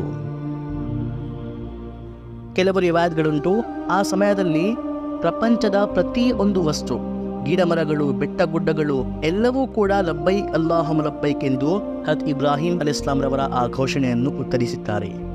ಆದ್ದರಿಂದಲೇ ಹಜ್ಗೋಸ್ಕರ ಎಂದು ಎಹ್ರಾಮ್ ಕಟ್ಟಿದ ಪ್ರತಿಯೊಂದು ವ್ಯಕ್ತಿಯ ಮೇಲೆ ತಕ್ಷಣವೇ ತಲ್ಬಿಯಾ ಹೇಳುವುದು, ಲಬ್ಬೈಕ್ ಹೇಳುವುದು ಕಡ್ಡಾಯವಾಗಿದೆ. ಯಾವ ಜಾಗದಲ್ಲಿ ಎಹ್ರಾಮ್ ಕಟ್ಟುತ್ತಾನೋ ಅಲ್ಲಿಂದಲೇ ತಲ್ಬಿಯಾ ಹೇಳುವುದು ಕಡ್ಡಾಯವಾಗಿದೆ. ಹಾಗೂ ಕಯಾಮತ್ವರೆಗೆ ಈ ಪದ್ಧತಿ ಹೀಗೆ ಮುಂದುವರಿಯುತ್ತದೆ. ವೀಕ್ಷಕರೇ, ಹಜರತ್ ಇಬ್ರಾಹಿಂ ಅಲೈಹಿಸ್ಸಲಾಂರವರು ಕಾಬಾವನ್ನು ನಿರ್ಮಿಸುವಾಗ ಈ ದುಆಗಳನ್ನು ಓದುತ್ತಿದ್ದರು. ಗೋಡೆಗಳನ್ನು ನಿರ್ಮಿಸುವಾಗ, ಕಟ್ಟಡವನ್ನು ಕಟ್ಟುವಾಗ, ಕಾಬಾವನ್ನು ನಿರ್ಮಿಸುವಾಗ ಪ್ರತಿ ಸಮಯ ಈ ದುಆಗಳನ್ನು ಹಜರತ್ ಇಬ್ರಾಹಿಂ ಅಲೈಹಿಸ್ಸಲಾಂರವರು ಓದುತ್ತಿದ್ದರು. ರಬ್ಬನಾ ತಕಬ್ಬಲ್ ಮಿನ್ನಾ ಇನ್ನಕ ಅಂತಸ್ ಸಮೀಉಲ್ ಅಲೀಮ್. ಓ ನಮ್ಮ ಪರಮಾತ್ಮನೇ, ದಯವಿಟ್ಟು ನಮ್ಮಿಂದ ಈ ಸೇವೆಯನ್ನು ಸ್ವೀಕರಿಸಿರಿ. ನಿಸ್ಸಂದೇಹವಾಗಿ ಎಲ್ಲವನ್ನು ಕೇಳುವವರು, ಎಲ್ಲವನ್ನು ತಿಳಿದಿರುವವರು ಕೇವಲ ನೀವೇ. ರಬ್ಬನಾ ವಜಅಲ್ನಾ ಮುಸ್ಲಿಮತನ್ ಲಕ್. ಓ ನಮ್ಮ ಪರಮಾತ್ಮನೇ, ನಮ್ಮನ್ನು ನಿಮ್ಮ ಸಂಪೂರ್ಣ ಅಧೀನರನ್ನಾಗಿ ಮಾಡಿರಿ. ವಮಿನ್ ದುರ್ರಿಯತಿನಾ ಉಮ್ಮತನ್ ಮುಸ್ಲಿಮತನ್ ಲಕ್. ಮತ್ತು ನಮ್ಮ ಜನಾಂಗದಲ್ಲಿ ನಿಮಗೆ ಸಂಪೂರ್ಣವಾಗಿ ಅಧೀನವಾಗಿರುವ ಜನರನ್ನು ಸೃಷ್ಟಿಸಿರಿ. ವ ಅರಿನಾ ಮನಾಸಿಕನ. ಮತ್ತು ನಮಗೆ ನಿಮ್ಮ ಆರಾಧನೆಯ ಮಾರ್ಗಗಳನ್ನು ಕಲಿಸಿರಿ. ವತುಬ ಅಲೈನಾ ಇನ್ನಕ ಅಂತ ತವ್ವಾಬುರ್ ರಹೀಮ್. ಮತ್ತು ನಮ್ಮ ಪಶ್ಚಾತ್ತಾಪವನ್ನು ಸ್ವೀಕರಿಸಿರಿ, ಕೇವಲ ನೀವೇ ಕ್ಷಮಿಸುವವರು ಮತ್ತು ಅತ್ಯಂತ ಕರುಣಾಮಯಿ. ರೊಬ್ಬನಾ ವಬಅಥ್ ಫೀಹಿಂ ರಸೂಲ. ಓ ನಮ್ಮ ಪರಮಾತ್ಮನೇ, ಅವರ ನಡುವೆ ಅರ್ಥಾತ್ ನಮ್ಮ ಜನಾಂಗದ ನಡುವೆ ಅವರಲ್ಲೇ ಒಬ್ಬ ಸಂದೇಶವಾಹಕರನ್ನು ಕಳುಹಿಸಿರಿ. ಯತ್ಲು ಅಲೈಹಿಂ ಆಯಾತಿಕ್. ಅವನು ಅವರ ಮುಂದೆ ನಿಮ್ಮ ಶ್ಲೋಕಗಳನ್ನು ಹೇಳಬೇಕು. ವಯುಅಲ್ಲಿಮುಹುಮುಲ್ ಕಿತಾಬ ವಲ್ ಹಿಕ್ಮ. ಮತ್ತು ಅವರಿಗೆ ಪುಸ್ತಕದ ಪಾಠವನ್ನು ಕಲಿಸಬೇಕು. ವಯುಜಕ್ಕೀಹಿಂ. ಹಾಗೂ ಅವರನ್ನು ಶುದ್ಧಗೊಳಿಸಬೇಕು. ಇನ್ನಕ ಅಂತಲ್ ಅಜೀಜುಲ್ ಹಕೀಮ್. ಮತ್ತು ಕೇವಲ ನಿಮ್ಮ ಶಕ್ತಿಯೇ ಪರಿಪೂರ್ಣವಾಗಿದೆ, ನಿಮ್ಮದೇ ಹಿಕ್ಮತ್ ಪರಿಪೂರ್ಣವಾಗಿದೆ. ಹಜರತ್ ಇಬ್ರಾಹಿಂ ಅಲೈಹಿಸ್ಸಲಾಂರವರ ಈ ದುಆಗಳನ್ನು ಸ್ವೀಕರಿಸುವ ಮೂಲಕ ಅಲ್ಲಾಹನು ನಮ್ಮ ಪ್ರಿಯ ಪ್ರವಾದಿ ಮುಹಮ್ಮದ್ ಸಲ್ಲಲ್ಲಾಹು ಅಲೈಹಿ ವಸಲ್ಲಂ ರವರನ್ನು ಹಜರತ್ ಇಬ್ರಾಹಿಂ ಅಲೈಹಿಸ್ಸಲಾಂರವರ ಜನಾಂಗದಲ್ಲೇ ಸಂದೇಶವಾಹಕರಾಗಿ ಕಳುಹಿಸಿದನು. ವೀಕ್ಷಕರೇ, ಹಜರತ್ ಇಬ್ರಾಹಿಂ ಅಲೈಹಿಸ್ಸಲಾಂರವರ ಹೃದಯದಿಂದ ಬಂದ ಈ ದುವಾ, ಇವುಗಳನ್ನು ಯಾವುದೇ ಭಾಷಾಂತರದ ಮೂಲಕ ಅದರ ಪರಿಣಾಮಕರ್ತವನ್ನು ಮತ್ತೊಂದು ಭಾಷೆಗೆ ವರ್ಗಾಯಿಸುವುದು ಮನುಷ್ಯನ ಸಾಮರ್ಥ್ಯವನ್ನು ಮೀರಿದೆ. ಇವು ಅತ್ಯಂತ ಅತ್ಯುತ್ತಮ ದುವಾಗಳಾಗಿವೆ.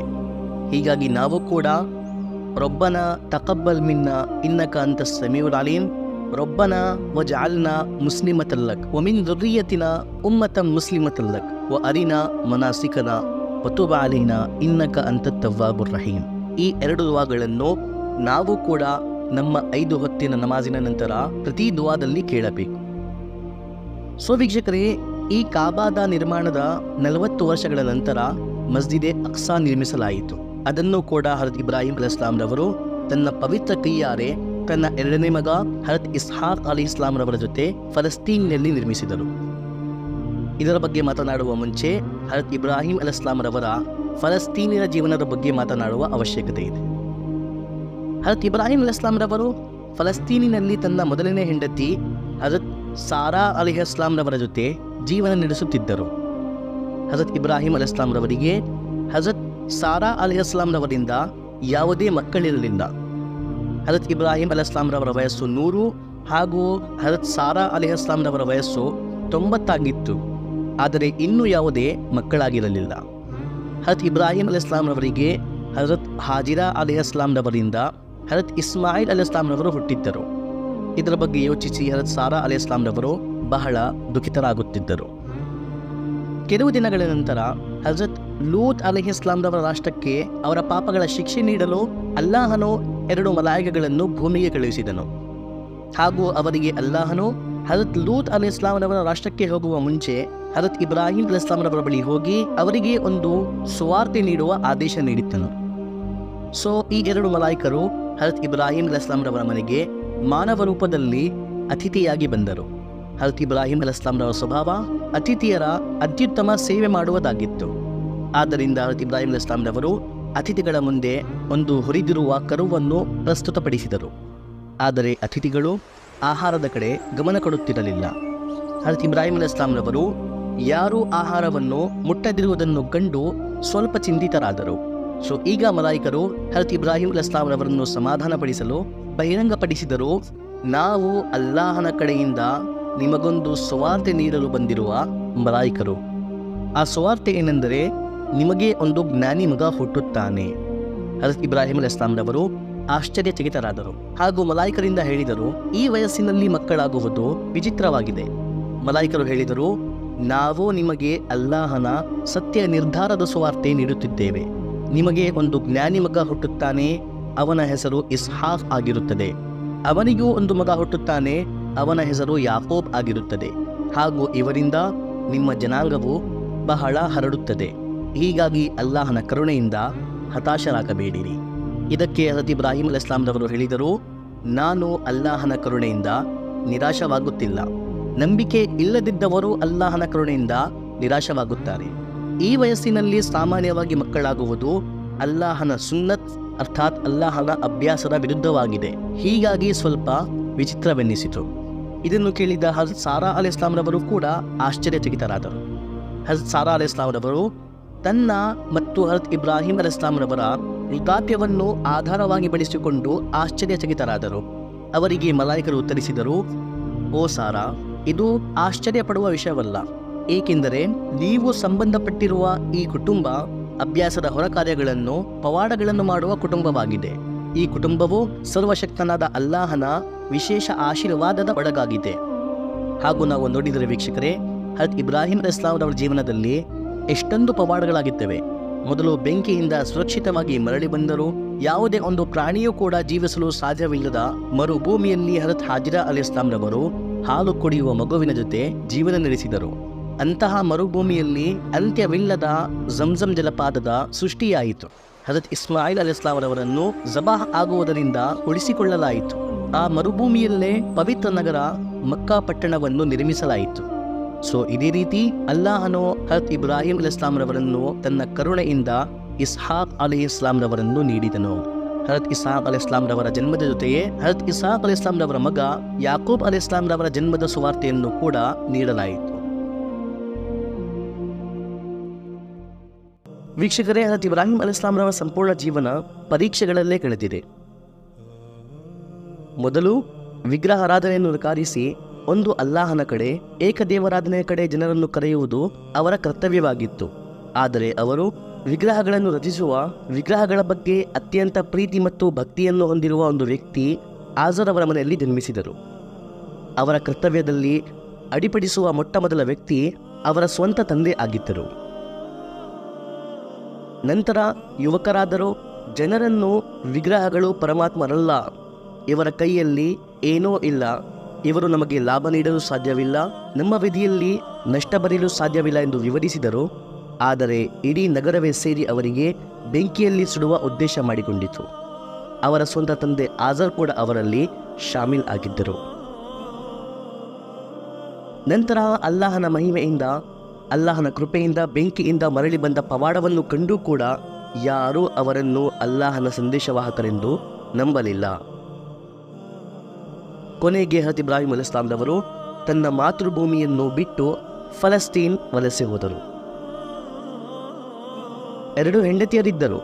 ಆದರೂ ಸುಮಾರು 90 ವರ್ಷಗಳವರೆಗೆ ಯಾವುದೇ ಮಕ್ಕಳಾಗಲಿಲ್ಲ.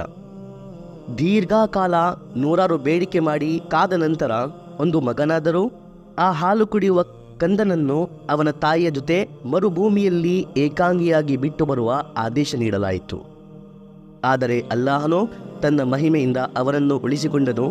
ಆದರೆ ಹಜರತ್ ಇಬ್ರಾಹಿಂ ಅಲೈಹಿಸ್ಸಲಾಮರವರು ಹಜರತ್ ಹಾಜಿರಾ ಅಲೈಹಿಸ್ಸಲಾಮರವರೊಂದಿಗೆ ಒಂದು ಮನೆಯಲ್ಲಿ ಜೀವನ ಕಳೆಯಲು ಸಾಧ್ಯವಾಗಲಿಲ್ಲ. ವೀಕ್ಷಕರೇ, ಈ ರೀತಿ ಹಲವಾರು ಪರೀಕ್ಷೆಗಳಲ್ಲಿ ಸಫಲರಾಗಿ ಹಜರತ್ ಇಬ್ರಾಹಿಂ ಅಲೈಹಿಸ್ಸಲಾಮರವರು ಅಲ್ಲಾಹನ ಅತ್ಯಂತ ಪ್ರಿಯ ಭಕ್ತರಲ್ಲಿ ಶಾಮಿಲ್ ಆದರು. ಖಲೀಲುಲ್ಲಾ, ಅಲ್ಲಾಹನ ಗೆಳೆಯ ಎಂಬುವ ಬಿರುದನ್ನು ಪಡೆದರು. ನಂತರ ಅಲ್ಲಾಹನು ಹಜರತ್ ಇಬ್ರಾಹಿಂ ಅಲೈಹಿಸ್ಸಲಾಮರವರ ಕುಟುಂಬದ ಮೇಲೆ ಅತ್ಯಂತ ಪವಿತ್ರ ಆಶೀರ್ವಾದಗಳ ಸುರಿಮಳೆ ಸುರಿಸಿದನು. ಒಂದು ಮಗ ಇಸ್ಮಾಯಿಲ್ ಅಲೈಹಿಸ್ಸಲಾಮರವರ ಜೊತೆ ಬೈತುಲ್ ಅತೀರ್ ಕಾಬತುಲ್ಲಾವನ್ನು ನಿರ್ಮಿಸುವ ಅದೃಷ್ಟ ಅಲ್ಲಾಹನು ಇವರಿಗೆ ನೀಡಿದನು. ಇನ್ನೊಂದು ಮಗ ಹಜರತ್ ಇಸ್ಹಾಕ್ ಅಲೈಹಿಸ್ಸಲಾಮರವರ ಜೊತೆ ಬೈತುಲ್ ಮಖ್ದಿಸ್ ಮಸ್ಜಿದೆ ಅಕ್ಸಾವನ್ನು ನಿರ್ಮಿಸುವ ಸೌಭಾಗ್ಯ ನೀಡಿದನು. ಈ ಮಸ್ಜಿದೆ ಅಕ್ಸಾವನ್ನು ಕೂಡ ಹಜರತ್ ಇಬ್ರಾಹಿಂ ಅಲೈಹಿಸ್ಸಲಾಮರವರು ಹೊಸದಾಗಿ ನಿರ್ಮಿಸಲಿಲ್ಲ. ಅದನ್ನೂ ಕೂಡ ಹಜರತ್ ಇಬ್ರಾಹಿಂ ಅಲೈಹಿಸ್ಸಲಾಮರವರು ಅದರ ಅಡಿಪಾಯಗಳ ಮೇಲೆ ಗೋಡೆಗಳನ್ನು ನಿರ್ಮಿಸಿದರು. ವೀಕ್ಷಕರೇ, ಈ ಮಸ್ಜಿದೆ ಅಕ್ಸಾವನ್ನು ಕೂಡ ಕೆಲವು ರಿವಾಯತ್ಗಳ ಮೂಲಕ ಹಜರತ್ ಆದಮ್ ಅಲೈಹಿಸ್ಸಲಾಮ್ ಹಾಗೂ ಹಜರತ್ ಶೀಸ್ ಅಲೈಹಿಸ್ಸಲಾಮರವರು ಮೊದಲೇ ನಿರ್ಮಿಸಿದ್ದರು. ಹಜರತ್ ಇಸಾಕ್ ಅಲೈಹಿಸ್ಸಲಾಮರವರು ಹಜರತ್ ಇಬ್ರಾಹಿಂ ಅಲೈಹಿಸ್ಸಲಾಮರವರ ಜೊತೆ ಈ ಮಸ್ಜಿದೆ ಅಕ್ಸಾವನ್ನು ನಿರ್ಮಿಸಿದ ಘಟನೆಯ ಬಗ್ಗೆ ಕುರಾನ್ ಅಥವಾ ಹದೀಸ್ಗಳಲ್ಲಿ ಬಹಿರಂಗವಾಗಿ ಸ್ಪಷ್ಟಪಡಿಸಲಿಲ್ಲ. ಹೀಗಾಗಿ ನಾವು ಇದರ ಬಗ್ಗೆ ನಿಮಗೆ ಸ್ಪಷ್ಟವಾಗಿ ವಿವರಿಸಲು ಸಾಧ್ಯವಿಲ್ಲ. ಸಾರಾಂಶವಾಗಿ ಇಷ್ಟೇ ತಿಳಿದಿದೆ, ಹಜರತ್ ಇಬ್ರಾಹಿಂ ಅಲೈಹಿಸ್ಸಲಾಮರವರು ಹಜರತ್ ಇಸಾಕ್ ಅಲೈಹಿಸ್ಸಲಾಮರವರ ಜೊತೆ ಇದನ್ನು ಪುನಃ ನಿರ್ಮಿಸಿದರು, ಕಾಬತುಲ್ಲಾವನ್ನು ಹಜರತ್ ಇಸ್ಮಾಯಿಲ್ ಅಲೈಹಿಸ್ಸಲಾಮರವರೊಂದಿಗೆ ನಿರ್ಮಿಸಿರುವ ಹಾಗೆ. ಹಾಗೂ ಹಜರತ್ ಇಬ್ರಾಹಿಂ ಅಲೈಹಿಸ್ಸಲಾಮರ ಜನಾಂಗದ ಮೇಲೆ ಸರ್ವಶಕ್ತನಾದ ಅಲ್ಲಾಹನ ವಿಶೇಷ ಕೃಪೆ ಇಲ್ಲಿಯೇ ಮುಗಿಲಿಲ್ಲ. ಅಲ್ಲಾಹನು ಹಜರತ್ ಇಬ್ರಾಹಿಂ ಅಲೈಹಿಸ್ಸಲಾಮರವರ 2ನೇ ಮಗ ಹಜರತ್ ಇಸ್ಹಾಕ್ ಅಲೈಹಿಸ್ಸಲಾಮರ ಜನಾಂಗದಲ್ಲಿ ಸಾವಿರಾರು ಪ್ರವಾದಿಗಳನ್ನು ಜನ್ಮಿಸಿದನು. ಹಜರತ್ ಯಾಕೂಬ್, ಹಜರತ್ ಯೂಸುಫ್, ಹಜರತ್ ಮೂಸಾ, ಹಜರತ್ ದಾವೂದ್, ಹಜರತ್ ಸುಲೇಮಾನ್ ಇಂತಹ 3500ಕ್ಕೂ ಹೆಚ್ಚು ಪ್ರವಾದಿಗಳು ಇವರ ಜನಾಂಗದಲ್ಲಿ ಹುಟ್ಟಿದರು. ಹಜರತ್ ಇಬ್ರಾಹಿಂ ಅಲೈಹಿಸ್ಸಲಾಮರವರು ಪ್ರವಾದಿಗಳ ವಾರಸುದಾರರಾದ ಮಕ್ಕಳನ್ನು ಪಡೆದರು. ಹಾಗೂ ಮೊದಲನೇ ಮಗ ಇಸ್ಮಾಯಿಲ್ ಅಲೈಹಿಸ್ಸಲಾಮ್. ಹಜರತ್ ಇಸ್ಮಾಯಿಲ್ ಅಲೈಹಿಸ್ಸಲಾಮರ ಜನಾಂಗದಲ್ಲಿ ಇಡೀ ಮಾನವ ಜಾತಿಯ ಶ್ರೇಷ್ಠ, ವಿಶೇಷ, ಪವಿತ್ರ ಹಾಗೂ ಯಾರ ಕಾರಣದಿಂದ ಈ ವಿಶ್ವವನ್ನೇ ರಚಿಸಲಾಯಿತೋ ಆ ಮಹಾ ವ್ಯಕ್ತಿ, ಅಲ್ಲಾಹನ ಅತ್ಯಂತ ಪ್ರಿಯ ವ್ಯಕ್ತಿ, ಈ ವಿಶ್ವದ ಚೇತನ, ನಮ್ಮ ಪ್ರಿಯ ಪ್ರವಾದಿ ಮುಹಮ್ಮದ್ ಸಲ್ಲಲ್ಲಾಹು ಅಲೈಹಿ ವಸಲ್ಲಂ ರವರನ್ನು ಅಲ್ಲಾಹನು ಹಜರತ್ ಇಸ್ಮಾಯಿಲ್ ಅಲೈಹಿಸ್ಸಲಾಮರವರ ಜನಾಂಗದಲ್ಲಿ ಕಳುಹಿಸಿ ಹಜರತ್ ಇಬ್ರಾಹಿಂ ಅಲೈಹಿಸ್ಸಲಾಮರವರ ಸ್ಥಾನಮಾನವನ್ನು ಅತ್ಯಂತ ಶ್ರೇಷ್ಠಗೊಳಿಸಿದನು. ವೀಕ್ಷಕರೇ, ಹಜರತ್ ಇಬ್ರಾಹಿಂ ಅಲೈಹಿಸ್ಸಲಾಮರವರು 3 ವಿವಾಹವಾಗಿದ್ದರು. ಮೊದಲನೇ ಹೆಂಡತಿ ಹಜರತ್ ಸಾರಾ ಅಲೈಹಿಸ್ಸಲಾಮ್. ಇವರು ಹಜರತ್ ಇಬ್ರಾಹಿಂ ಅಲೈಹಿಸ್ಸಲಾಮರವರ ಕುಟುಂಬದವರೇ ಆಗಿದ್ದರು. ಇವರಿಂದ ಹಜರತ್ ಇಸ್ಹಾಕ್ ಅಲೈಹಿಸ್ಸಲಾಮರವರು ಹುಟ್ಟಿದ್ದರು. 2ನೇ ಹೆಂಡತಿ ಹಜರತ್ ಹಾಜಿರಾ ಅಲೈಹಿಸ್ಸಲಾಮ್. ಇವರು ಮಿಸ್ರ್ ಅರ್ಥಾತ್ ಈಜಿಪ್ಟ್ ರಾಜನ ಮಗಳಾಗಿದ್ದರು. ಇವರಿಂದ ಹಜರತ್ ಇಸ್ಮಾಯಿಲ್ ಅಲೈಹಿಸ್ಸಲಾಮರವರು ಹುಟ್ಟಿದರು. 3ನೇ ಹೆಂಡತಿ ಹಜರತ್ ಕತೂರಾ. ಇವರಿಂದ ಹಜರತ್ ಇಬ್ರಾಹಿಂ ಅಲೈಹಿಸ್ಸಲಾಮರವರಿಗೆ 6 ಮಕ್ಕಳಾದರು.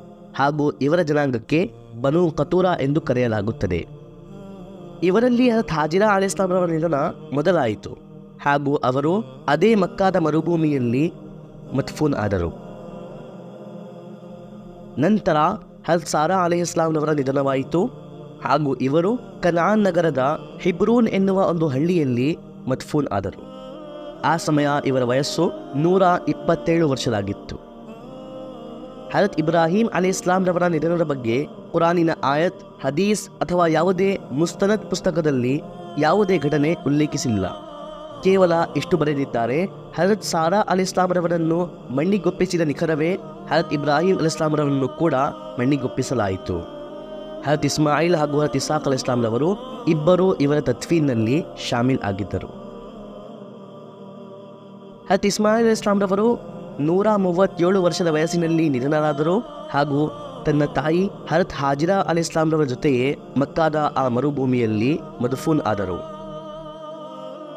ಹಜರತ್ ಇಸಾಕ್ ಅಲೈಹಿಸ್ಲಾಂರವರು ಹಜರತ್ ಇಸ್ಮಾಯಿಲ್ ಅಲೈಹಿಸ್ಲಾಂರವರಿಂದ 14 ವರ್ಷ ಚಿಕ್ಕವರಾಗಿದ್ದರು. 60 ವರ್ಷದ ವಯಸ್ಸಿನಲ್ಲಿ ಹಜರತ್ ಇಬ್ರಾಹಿಂ ಅಲೈಹಿಸ್ಲಾಂರವರು ಅವರ ತಮ್ಮನ ಮಗಳಿನಿಂದ ಇವರ ವಿವಾಹ ಮಾಡಿಸಿದರು. ಅವರಿಂದ ಹಜರತ್ ಇಸಾಕ್ ಅಲೈಹಿಸ್ಲಾಂರವರಿಗೆ 2 ಹುಡುಗರಾದರು. ಒಬ್ಬರ ಹೆಸರು ಈಸು, ಇನ್ನೊಬ್ಬರ ಹೆಸರು ಯಾಕೂಬ್ ಆಗಿತ್ತು. ಸೊ ವೀಕ್ಷಕರೇ, ಇಲ್ಲಿಗೆ ಇಸ್ಲಾಮಿಕ್ ಇತಿಹಾಸದಲ್ಲಿ ಹಜರತ್ ಇಬ್ರಾಹಿಂ ಅಲೈಹಿಸ್ಲಾಂರವರ ಭಾಗ ಕೊನೆಗೊಳ್ಳುತ್ತದೆ. ಇದರ ನಂತರ ಹಜರತ್ ಯಾಕೂಬ್ ಅಲೈಹಿಸ್ಲಾಂರವರ ಭಾಗ ಪ್ರಾರಂಭವಾಗುತ್ತದೆ.